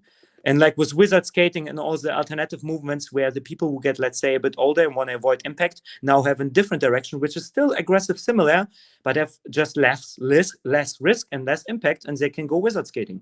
I think our scene gets more and more well-rounded, and yeah, I would obviously be happy with more income and more money, and I would be happy with more pro teams and stuff. But for our current situation, I'm really happy with it right now. It could be always better, but I don't want to complain too much. Accept the situation, people out there, and make the best out of it. This is my advice, always. Yeah. Yeah. I love that. I'm glad that topic got brought up, because it's discussed here often on the channel. Big corporations, how do writers feel about big corporations, if it means they get paid, whatever it may be, and this and that and the other. So it's good to get your take on that, and I appreciate it. And also, let's jump back to the edit in a minute. A quick summary what happened in a couple of seconds. Yep. Also the mindset. I'm not like the representation for all the pros out there. My mindset is obviously quite unique, because I'm in a unique situation with my side income and with my special situation with Powerslide. Also, like Sam Cross, who's also a salesman for Powerslide. So if he's injured, he's not as worried, let's say, as compared to Bobby Sparsov, who probably his main incomes are rollerblading or other pros. So their focus are probably different. And I'm not putting people in boxes. I obviously understand, like from Bobby's perspective, it would be much, much better if we have big corporations inside rollerblading. And it makes more sense for Bobby, 100%. I would agree with it. So I think we need to find a middle ground. We need a couple of the big ones, but in my eyes, not the biggest ones. And Bobby's eyes, we need the biggest ones, so we need the middle. You need to find a middle ground. So yeah, I totally understand the situation. I always try, if I'm too happy, I try to zoom out of my life a bit, to get a bit of appreciation to where I'm at, because other people are struggling more. So summary to what happened after the King Rail, we smashed it. We started to rain. We just roll around, check some other spots. You can stay there. I will just summarize. We rolled around, check some other spots. We didn't find spots, just another area with square rails, and it was raining. So we did a tiny break. Next time we'll film the break. We hit a supermarket. Sven got some sugar. I got just a fucking healthy banana and some water with my stupid sportsman life. And then we got to this spot, and we've been walking up. You saw us in the beginning, and checking weird, crazy Daniel spots, and in my eyes, not doable, or let's say early 2000 waste of energy, risky rails. And then up on, like I don't want to get injured on my Schabernack, man. If I'm there for a mission, yeah, but not for Schabernack. I want to. I want to check spots, scout spots, and have fun. So we ended up on top of the hills. This is why why we walk up. I was joking around. Fuck, man. I told you, this shitty spots, now I'm walking up again for hours. I'm like joking around. And we could call it Berg auf. We could call it Hill Up episode 2, because we walk so much. Right. Then we ended up after shit talking on this spot. And it was really harsh. It was rusty, and it looks like disgusting. But actually, I like these kind of rails, because the rusty rails usually slide better than the chrome rails because the surface is less smooth and less, so more friction. It slides faster. And it sounds weird, but trust me, on Soul Tricks, these rails are the shit. I love it. I'm with you. I'm 100% with you. Yeah, the rusty ones, like you wouldn't think it, but yeah, but they're great. Yeah. Yeah, and falling on them can be horrible. Don't get open boots inside. But they slide good. So yeah, I waxed a tiny bit, and after a couple of tries, I did this horrifying sole where I got stuck, and I spontaneously did a 360 out, which I never do. I usually try to get to land fakie. Usually forward landings have more impact on ankles and everything. And this time I was like, fuck it. I will go full old school. I will do like a frontside 360 off and hill bump the nasty hill. The hill had like cracks and shit. And I had like really had a funny time. And Danny was even like, what the fuck? Danny was really shocked reacting because he wasn't expecting me to do a 360 off. He saw me getting stuck and still like, usually if I get stuck, I jump off the rail. But I was like, I get stuck. I was like, you know what? Fuck it. I will risk it. So I was hunting. I was hunting a bit for the adrenaline that day. I was a bit, I wanted some action. And Sven wasn't joining me. Sven said, like, this rail is so disgusting. The run-up also had, like, a tiny crack. He was like, you know what? Fuck it. Sven was putting some citrus in his water, and we were joking. He was preparing some cocktail or whatever, having a break. So I did it on my own, and then we left the spot because the other king rail in front of this spot was a horrible chroma, really fat with another angle. I was like, no, way too risky. With a pole at the edge, it was just horrifying. So yeah, we just joke around a bit, and I tell some funny EUGEN anecdotes with like, I called it like a baby Niels Jansson rail because Niels did once a king rail which was cut in the middle, and he jumped out of it a while ago, and it kind of this rail kind of remind me on this rail. Oh yeah, and then Sven hill bumped the hill. And we saw afterwards only that the fans had horrible, how it's called, the thingies that can poke you. Oh, yeah. Like needles almost. Like spikes, yeah. Yeah, spike. Yeah, exactly. Spikes. They had spikes sticking up. Horrifying. Yeah, that's terrifying. Need to take care of. And then we hill bumped the hill back to the car. And I'm really bad with how it's called, grass hill bumping. And then he was like, try it. Eugen, don't do it. I was like, no, I can't do it. It's grass. I will get stuck. It's a warm day. The grass is probably soft. Usually this kind of shit is easier in the winter times when the ground is really hard. And Sven, like I said, Sven is an adrenaline junkie. So I'm in front of the camera. I was like, no, I won't do it. And Sven is behind me, just passing us and like trying it. And then this motherfucker with his backpack on, charging down the hill and doing it. And it doesn't look fast, but he was fast, trust me. And he's like, and I was afraid to do it. I was seeing myself doing like a scorpion thing. I was like, no. I tried, and I was like almost smashing. Sven is anti-rocker too. Is that right? Yeah. But he's a maniac, man. He couldn't care less, man. He don't care if he's on anti or flat. He just does the shit. Yeah, me and Dan have a quick break and stretching our weak as hell lower backs. Both of us have like the weakest lower backs ever. And don't worry, guys, we put in the work. We know the stretches. I'm healthy, but trust me, after all those years of rollerblading, and Danny all those years of filming in the fisheye position, our lower backs are just fucked. And we put in work like a lot. I do reversed hypers and everything you can imagine, and it's good. But yeah, it's still harsh. Oh, this one was so much fun, this spot. And I was honestly tempted to try it because the gap between the small rails was so small that you could just grind over it.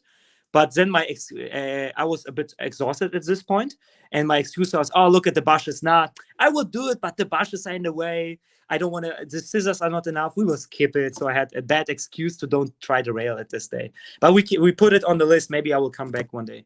Then we found this one, and it was so good. It's like a king rail, where the king is still together, but it has step downs inside the rail. So you do like a... Yeah. And I was like, oh, it would be so cool to do like a top side all the way, or switch it up every time the rail steps down, do a switch up. And I was super excited, but it was in construction site, and a guy was walking around, and I'm not in the age anymore to gamble around and get, not in getting in trouble. I'm not worried getting in trouble, but to discuss and explain him, like, and he gets angry. I'm like, no, we just come back. And we had like a cool universe kind of science thing. Now, I'm not super spiritual, but I mean, like, it handled itself. The guy came out and he was super polite. Hey guys, I'm sorry to tell you, but you need to leave. I'm like, sorry, man. We are trespassing here. We are here like illegally. You're totally fine to tell us to leave. We climbed over a fence and shit. Like, and he's like, it's soon finished. He even told us, let's come back when it's finished. I'm like, thank you. So That's awesome. yeah. Sometimes it's been one of those days where the people were all in a good mood and stuff.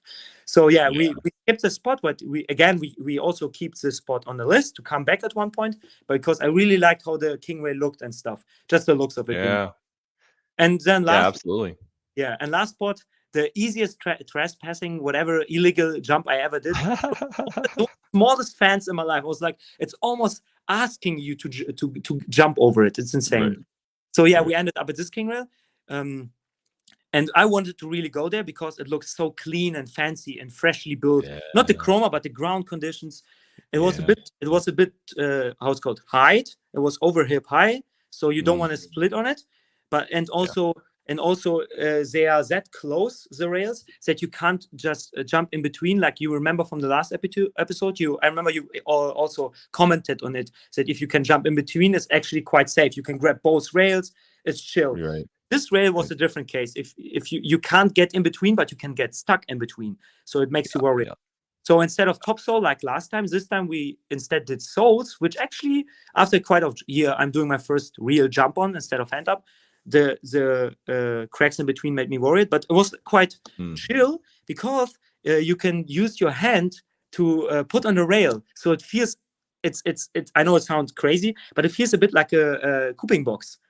Like you don't have a table, but if you do a sole and you lean too much forward, you just need to, it sounds crazy, but react quick enough and grab the rail. And once you have this move and your muscle memory remembers, without watching where to put the hand for the rail, it's actually quite safe. This is why you see Sven, like I said, Sven didn't have the most confident day, so he was only joining the hand ups on a couple of tries, but he also did a couple of jump-ons where he just smashed the rail a couple of times with the hand. So we figured out, actually, fuck the top sole. This is a spot where we can jump on front sole, because me and Sven are usually more of a warm-up top sole kind of guys. So we did a couple of soles. And figuring out the speed, because in the beginning it was sticky, then we overwaxed and it was getting too fast, like usual. And like you see, it's not a mellow one, so it was getting cast. And the worst thing of the rail in my eyes was at the end, you have this donkey, which is like a closed loop, and if you get your leg in, you get fucked big time. That's the scary part. That's why you see me jump off all the time the rail. Usually I'm go for it. It's a tiny bail, not a bail. I was too comfy on the landing, and the bricks on the run-up are amazing. You can't see them from down below, but the bricks on the landing are a bit more harsher bricks with bigger gaps in between. So if you land not in a perfectly squat position, you get stuck in the edge and the gaps in between the bricks and can fall back down. This is why I fall backwards and did the baby panda roll like a fat panda. I was like, way. But nothing happened. I just like rolled over my shoulder and was fine. Sven, I was really proud on Sven. Sven didn't jump, like I said in a couple of episodes. Sven is slowly coming back into bigger spots in street skating, because the last couple of years he was finishing his apprentice thing, so he was working a lot and barely skating big spots. And on this occasion, on this day, he was already jumping on bigger rails. And the last couple of sessions, Sven is really getting back into shape. He's skating really big spots again with me. I'm so happy. Because Sven is usually, he's known from his older profiles doing massive king rates with negative S's and stuff, and it was really hard for him to finally get back into this mood. But to all the people out there, Sven is getting back. So I did a couple, and the last couple of Schabernack episodes I already did more than soles, and I wanted to slowly implant the mindset of actually not only showing the experience. My safe. Let's get into the safe. This happened on accident. I wanted to jump over the rail, but my balance point was too much in the middle of the rails, so I couldn't move the right leg, or from this position, the left leg. And I only jumped with my sole leg, but I kept the other leg, so I don't fall in between. So this happened all on accident. And this is such I would say this is such a typical EUGEN movement, because these kind of moments will happen in the next Schabernack a lot. People always joke I have like cat reflexes, but I'm really good with saving myself in these kind of situations. So instead of overreacting, panicking, and falling down on your body, I usually try the best possible solution in this situation, almost like this weird Action Man show back in the day, where Action Man is like on adrenaline in the flow channel and sees everything. And like I said, I don't do it purpose. I just let my body react, and my body most of the time is like, oh, I can put the food there, and you will be fine. I just like intuitive and I trust my guts, intuition. So yeah. So at this end of this episode, I was like, you know what? I don't want to land just forward.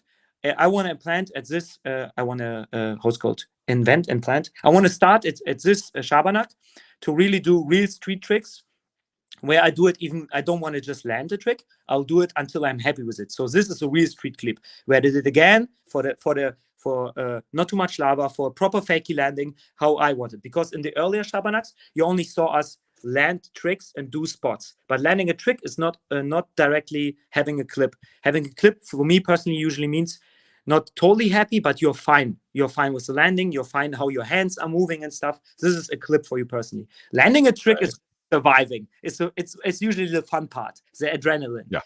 Doing a clip is usually a bit more work, and it's a bit more exhausting. So this time I put in a bit more work, and then I ended up doing the proper one with the fakey landing.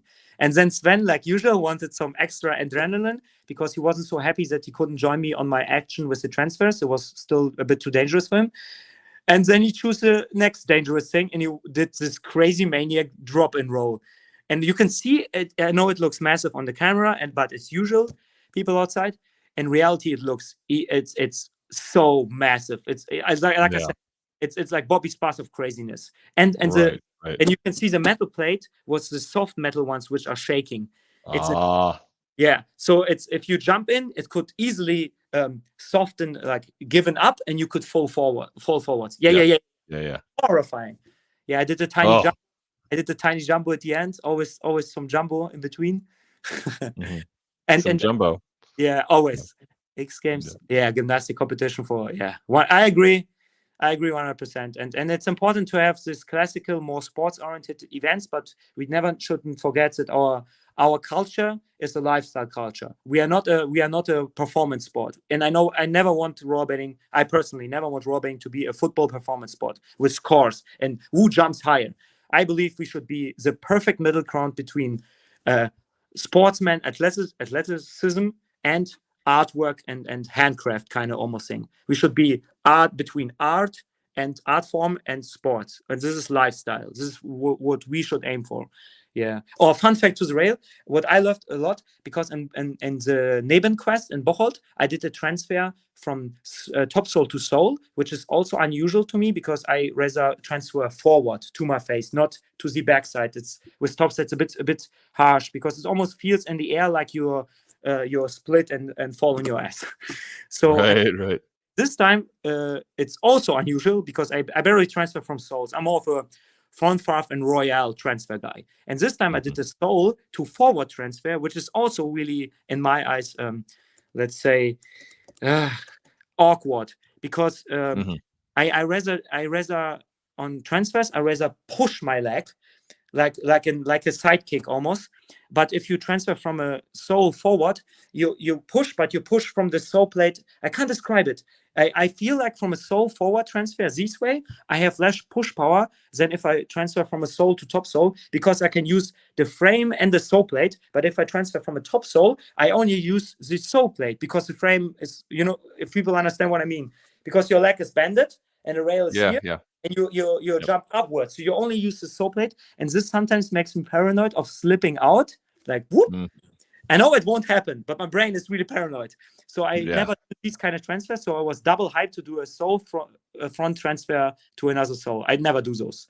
And I know it's a baby transfer, but it was still exciting to me. Maybe one day. Yeah, I mean, that's not a small. But maybe one day you might do what? It's a bit bigger. Maybe I will come back. I told Danny the last one felt so. The beginning process was a bit horrifying and awkward, but once I figured out the momentum and like how to lean, it felt so cozy that maybe I will come back for more. I don't want to spoil it too much, but I was thinking maybe it's impossible to do a Macu or whatever. It could be really cool and really hardcore trick, like sit down Macu with a tiny jump. the risk of getting in between would be so high, and it would look so cool. But you never know. It's not like for the current whatever projects. I would just keep it in mind because I believe it could be easily doable after the Soul. So yeah, and after this one, I think we already chill down and call it a day.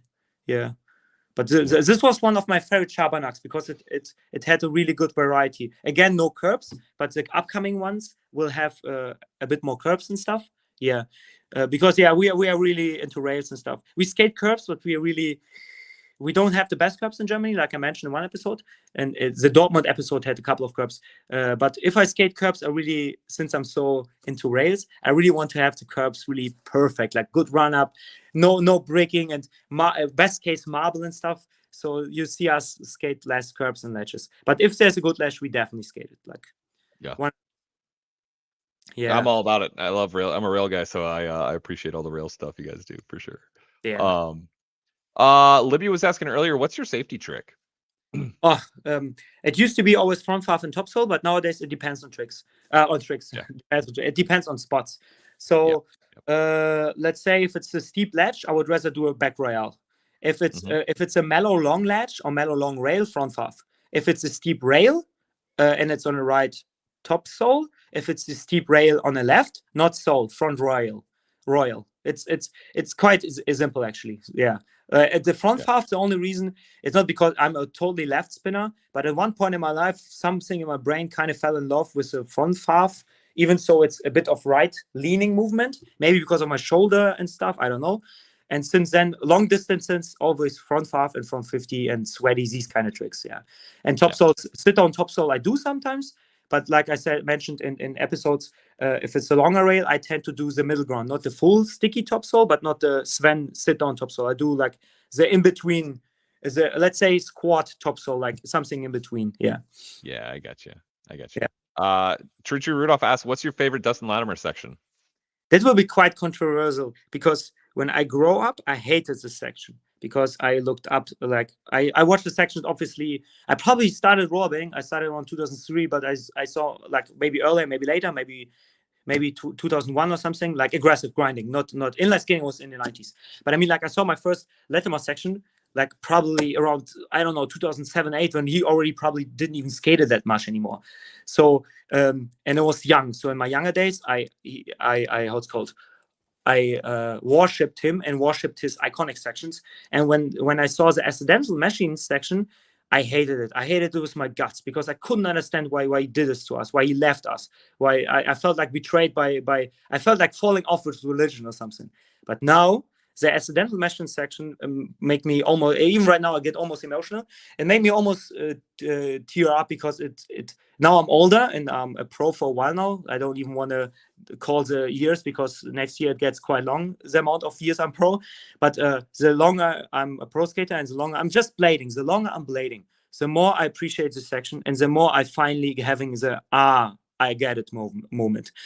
Is the most glorious way a rollerblader could and will ever leave his professional career.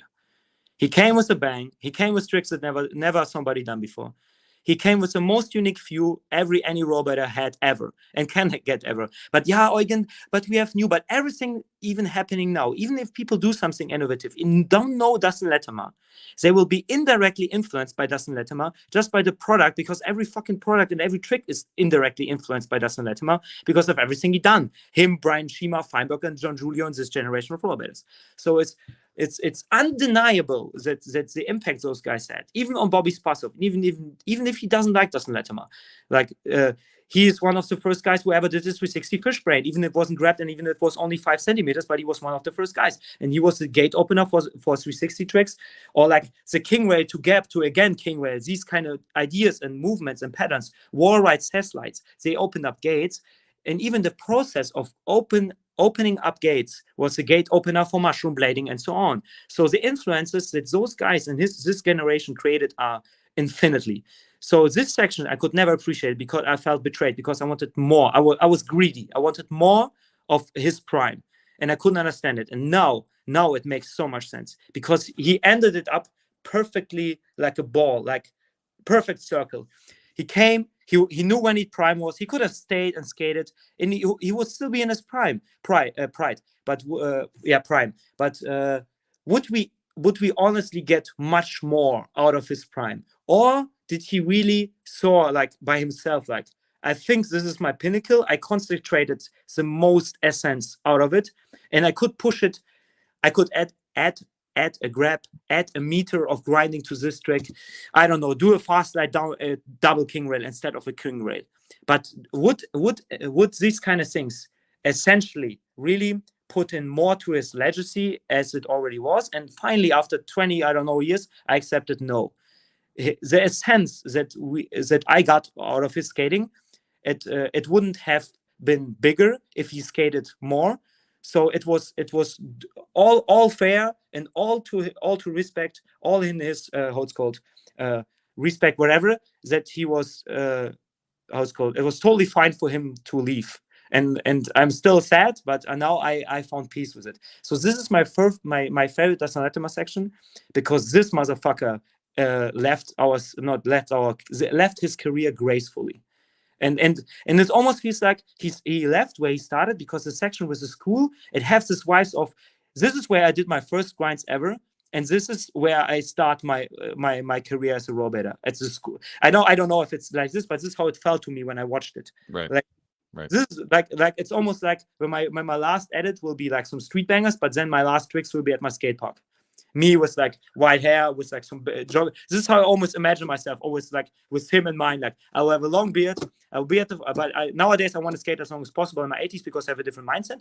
Because Latimer did it, but I mean, like, if I would be in his direction, I would done it like now with my current mindset, exactly the same. But for my path, I would never compare myself to him, because it's a totally different. Even if people like do it sometimes, for me it's blasphemy, because he's untouchable, not in a pro sense way. Like I worship Frankie Morales, but to me, Dustin Latimer is not somebody I worship. Dustin Latimer is like a symbol. It's like a statue.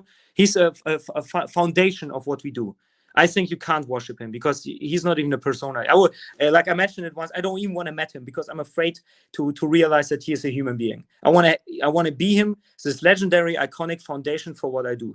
I want to be him, like almost like a Bible, like watch back his old section and find inspiration. And what I do nowadays, and I see our situation, our sport, like I mentioned, I think we need to push this foundation further, to diverse it even more for wizard skating, new influences, and still keep the flame of the OG stuff alive, which I still see myself. I mentioned it in a German podcast a while ago.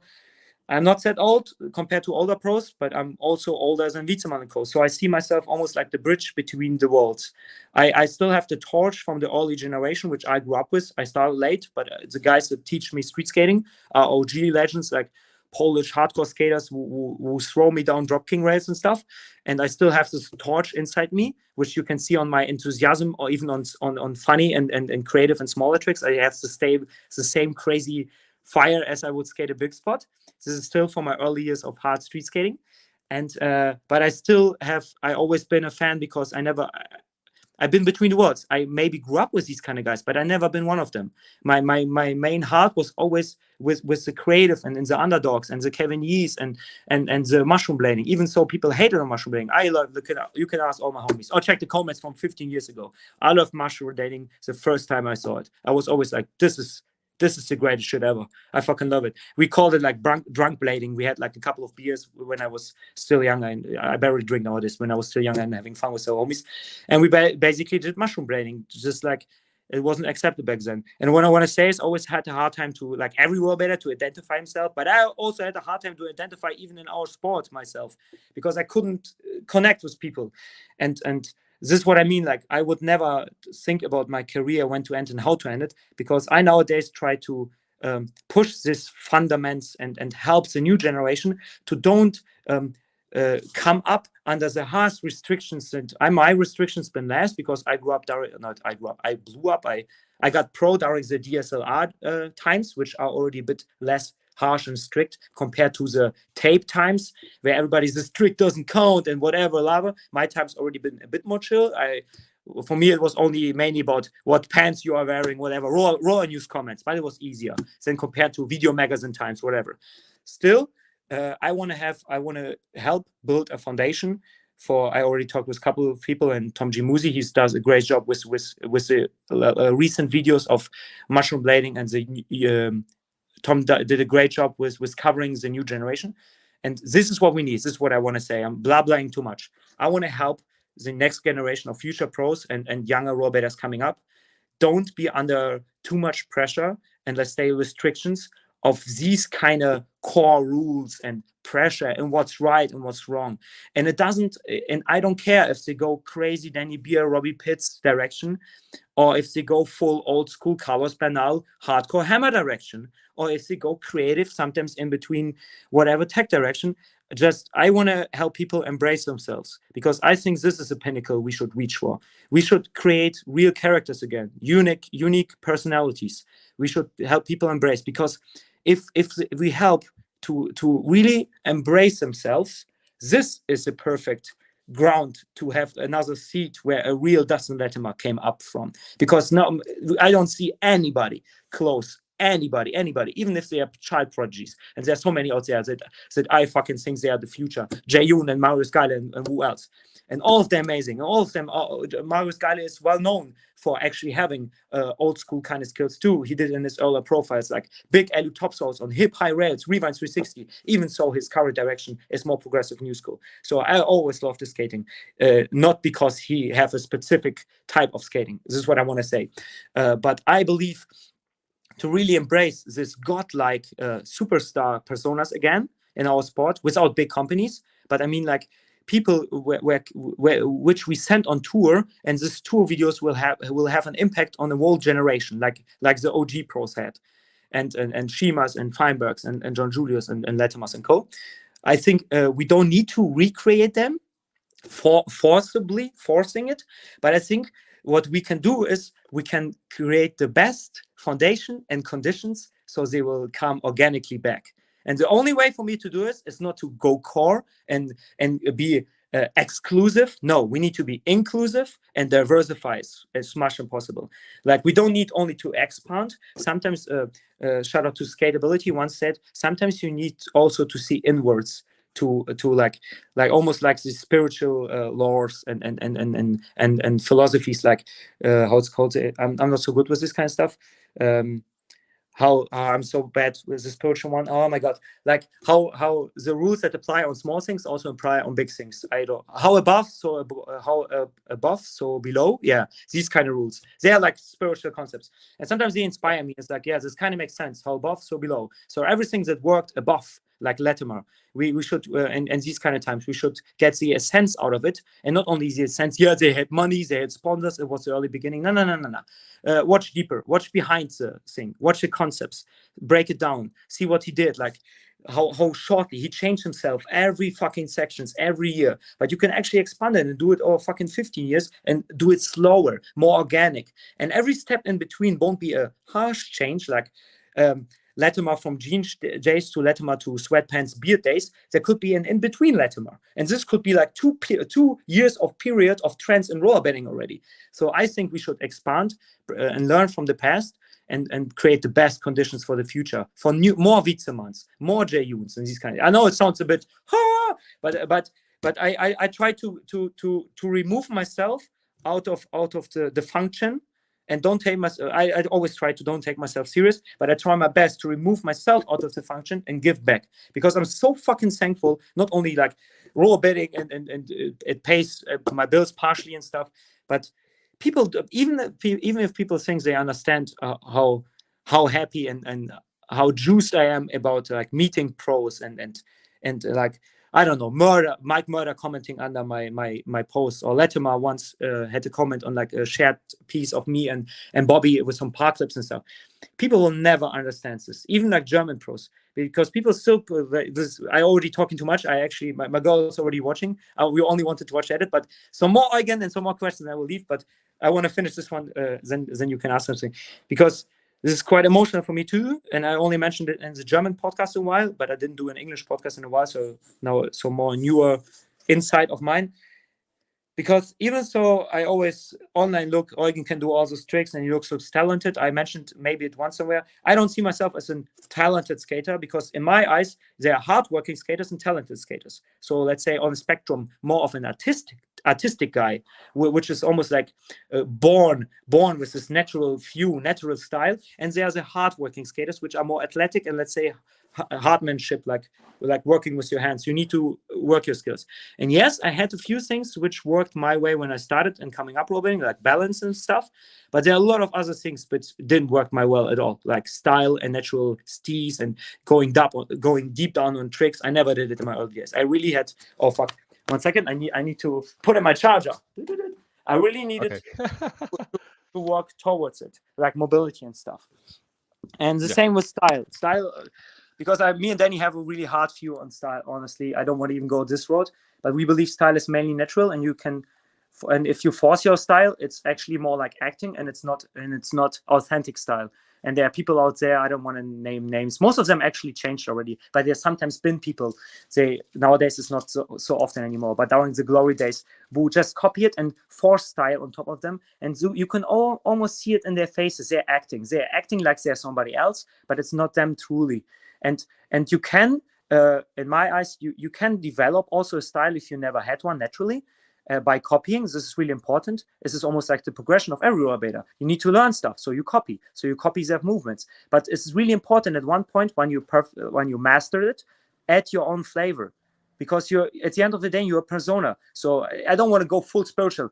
Ask yourself in the mirror, who are you? What do you like? Or is it just stuff that your homies like or you like? What do you truly like? Embrace it. Put it in your rollerblading. Because rollerblading, in my eyes, even though I'm seeing myself on a spectrum more of a sportsman and not an artist, I always try to express, the older I get, my artistic side and my artistic preferences. So my authentic persona, because I think this is the truest form of style. It's the indifference. It's like if you have a textbook trick in a book, like how a topsoul would look, it's not a stylish topsoul. The stylish topsoul is what when Brosco does his topsoul and like Brosco is almost too clean nowadays. He's too clean. I won't take Brosco, but let's say Frankie. And what Frankie does different from the textbook topsoul, what he totally does different. This is style. This is a unique spices inside the meal that makes it unique. And this is what I push forward. I don't even know how it came out. Blah blah. Back to the sport artistic thingy.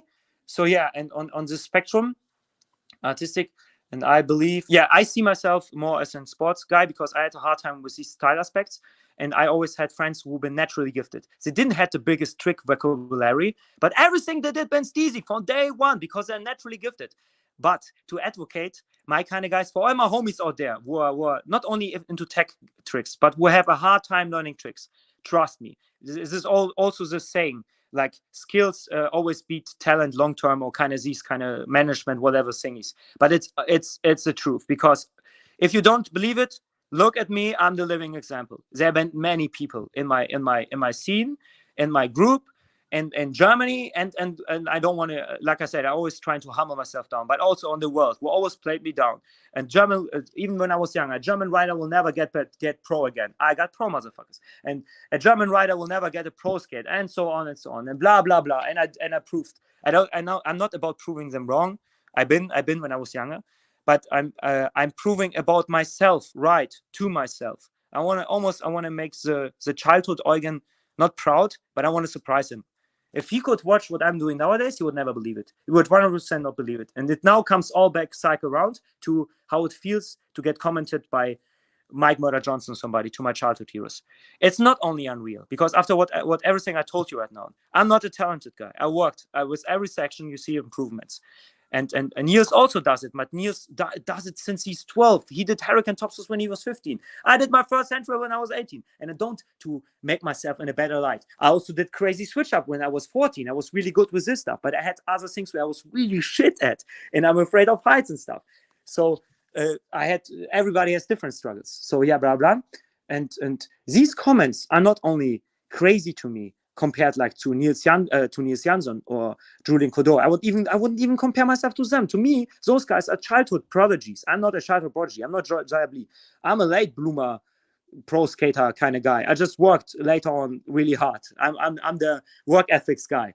So these guys been battling Brian Arrogant at Winter Clash, or Niels Jansson met Sean Kelso. I know it, Niels, when Niels was really young on a Polish tour. And I never had this stuff. And back then, maybe I would be different. And if I had the stuff better, or a worse skater, or whatever, or I would have a different view on comments of Mike Murray-Jensen. But because I didn't had this experience when I was younger, because I saw my first video when I was already skating 5 years, because I did my first hand trial at 18, I appreciated unbelievably more. Unbelievable. It's so not real for me. Homies of mine who know me for many years saw that a while ago, I think Cameron Cart or somebody else, I don't even know. So a really good big name pro skater answered under one of my posts. Maybe Abdil Kohlberg, it's also unreal for me because he's a steel lord. And then the German homie answered to me, who knows me. A shout out to Michael Levsky, a homie of mine. Asked me, Eugen, are you even realizing, who answered under your post, if this would happen to me he stopped skating a while ago, when I was still skating, I would piss my pants. And I told him under the post, and all dear honesty, Mike, I stopped already a long while ago to even grasp, to understand what's going on. This whole situation feels like a simulation to me. It's unreal because my childhood me would never believe it. And even my brother, we also try to distance ourselves. Sometimes it sounds weird from these comments because we don't want to have our egos like bathe in it. Oh, I'm so good. Fuck that shit. Because those are the moments where you get weak and then you get lazy and then you think you're somebody and whatever. I don't want to. I don't never want to grasp in it and sound so. Yeah, Eugen, you're too humble sometimes, and it doesn't mean that I'm not. I don't know that I have a certain skill level, and sometimes I have tiny ego moments here and there. But I don't want to. It's really important for people out there to understand. If you want to keep this thing long and you want to stay long relevant, this is what I also give Bobby, because Bobby got pro a bit later. Reinvent yourself constantly, and not reinvent your tricks, your persona. The same way you as a human being changing. You're not. If sometimes you are the same for 5 years with your interests, but in the best case scenario, try to be better every day with 1%, and you will see yourself like improve, not only body wise or mentally wise or like skill wise, hobby wise, just as a human being. Try to be curious about the world. Go out there, try new tricks. It's not only humbling, because the humbling process would be really nice, humiliating that you're only human, you're not Chris Effie. We always call it the Chris Effie effect. Sometimes you will eat shit. It will be humbling, and you will appreciate through these humbling, harsh moments when you don't do the top stroke first try. You will appreciate the moments when you finally lace the true top on one day first try. You'll be like, fuck yeah, today is a good day, and they will hype you up and motivate you. And yeah, a lot of motivational Eugen talks right now. But yeah, I don't even understand when one of those guys comment to me, not even can grasp it, not fully. And I think it's all started with the Latimer section, and this is why, like, what I mean, like, these guys, I'm almost afraid of meeting them, because I'm almost afraid of getting humbled. They're only humans, and then they all struggle and stuff. You know the deal, and I don't want to have this untouchable picture of them destroyed. Yeah, blah blah blah. Enough Eugen motivational talk. No, I love it, man. I love it. I mean, you covered a lot of ground there, and I know the chat was loving it. I was loving it. Man, just your humility, your humbleness. I try my best. Man, you're amazing. I mean, how can you not? How can anyone not love you, man? You're out. Thanks a lot, and like I said, it's really hard for me to take compliments, and just know out there, it's not like I don't want to hear it. It's for sure, it's nice to hear it. It's maybe just my mental stuff. I never been good with taking compliments. I appreciate, even if I don't answer, I appreciate the love and the views and the comments so much, and it's still what drives me. Because you know the deal as rollerblading, we don't get paid a lot. The money is not my driving factor. And people already, I mentioned a couple of times, I studied, I have a master's degree. I could work like corporate shit. I could, but I decided on purpose. Also because I don't want to fucking die, burn out in 9-to-5 job. And this is more fun. But I mean, like, I decide on purpose this direction. And I don't do it obviously for money. I really do it because I fucking love it. And all the love I get back is my main driving factor. Up to this day, every tiny comment when somebody say, not like you're the best. Fuck, like, I appreciate those comments too, but fuck those comments. I don't want to hear how good I am. I want to hear the comments where people like, fuck yeah, I got back to blading because of this. This motivates me.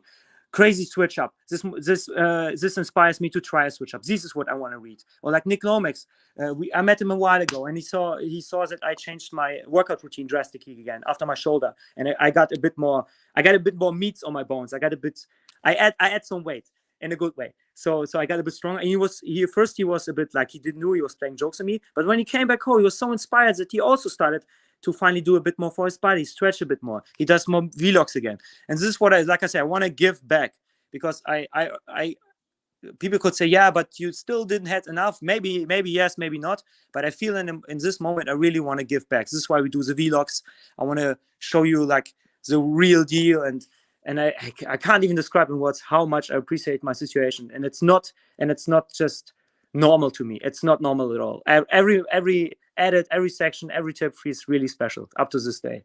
This is why we have this crazy worth ethics, because it's not like, yeah, also because we are OCD-ish, but I mean, like, I feel like I have to do it after all,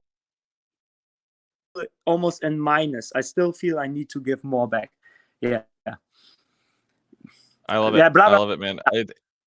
No, it's cool, man. You're on the right. I think the most important part, it's not the destination, it's the journey, and it's about enjoying the journey. And you are, and that's I have a lot of respect for you for being able to have that sort of self-awareness, spatial awareness, whatever it is, to bring yourself out of the moment and to appreciate what's happening around you. And I really appreciate that. Yeah, it's hard. Like maybe one last long thing, because my girl's already waiting. We wanted to go to the lake. One last hard thing. I feel you, and maybe it's too much now at the end. I don't want to, like I said, I don't want to go full inspirational talk, because I have struggles like everybody. To all the people out there, I feel you. Blah blah blah, and I don't want to go full pain and whatever.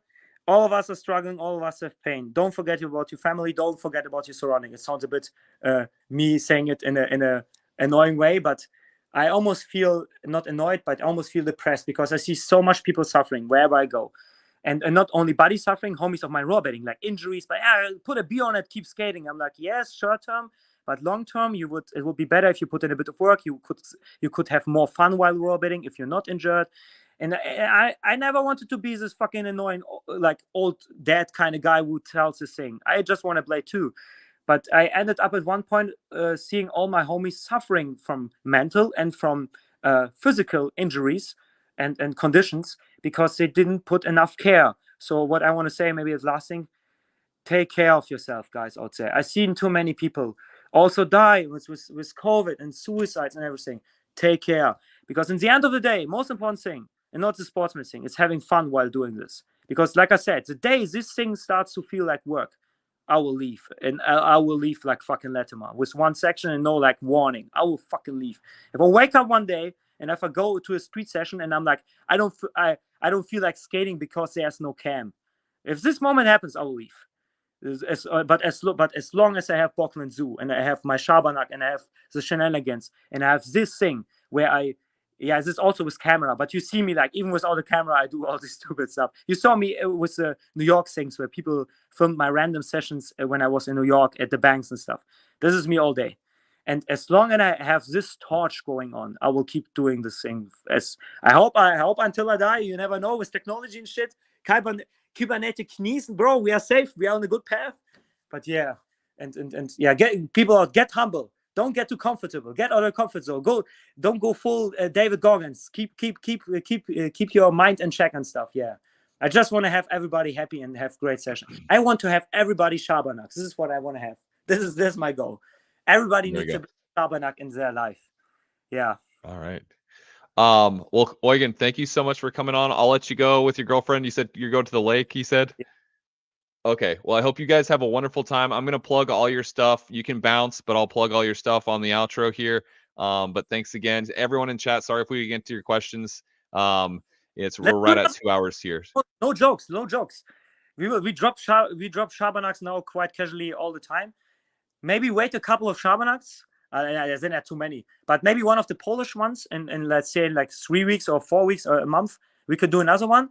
And the guys, sorry that it's just me. The good thing is now I talk so much bullshit and I don't like repeating myself. So if we do this again, I won't talk like 2 hours of motivational quotes. And next time I can answer more questions. So either write them down, or those guys who ask you a question, come back again, remember this question, and then next time I will try my best to don't talk much and just answer your questions. I promise it. Yeah, I know a lot of people will love that a lot. So Eugen, thank you so much. Have a great time at the lake, and thank you again so much for coming on, man. No problem. Yeah, have a good one, brother. Thanks for having me. Bye. Bye. Yeah, so rollerbladers, BZ Schabernack, go subscribe, Borkland Zoo. I'm gonna drop the link in chat right now. But we had a watch party. We watched the whole thing, 47 minutes, over 47 minutes of edited footage. Man, his brother Daniel does all of it and films all of it, and it's insane. I know most of you have probably already seen this, but it's so cool to have Eugen's insights. I mean, this is already behind the scenes, this vlog. You know, the sort of jumbo inspired, jumbo themed vlog, behind the scenes vlog here, VZ Schabernack. But having Eugen on here to sort of give behind the scenes, a little behind the sceneception is super cool. So please go, link is in chat. So please, if you're not subscribed to Borkland Zoo, please go do that. All the links are in chat to basically everything we talked about today. How you can support Eugen's IG. He has that subscription on IG that you can get a huge amount of sort of instructional and tips and tricks on how to improve your skating, along with like your well-being, flexibility, strength, etc., etc., etc. So go check that out on his IG. It's all linked down below. Eugen, thanks again for coming on and being a beacon of light for our sport, man. I can't say enough. Humble guy, one of the best, most creative, most disciplined, hardworking skaters we have out there, man. So Eugen, thank you so much for coming on. Thank you all for watching. I really do appreciate it. If you stuck around we just hit 2 hours right now. So if you're still watching, I really appreciate it. I appreciate you being here. Again, check out all Eugen stuff down below. Please go do that right after this. Right after you give the stream here a thumbs up. If you're not subscribed, please consider subscribing. And rollerbladers, it has been a pleasure. I will see you soon. Take care.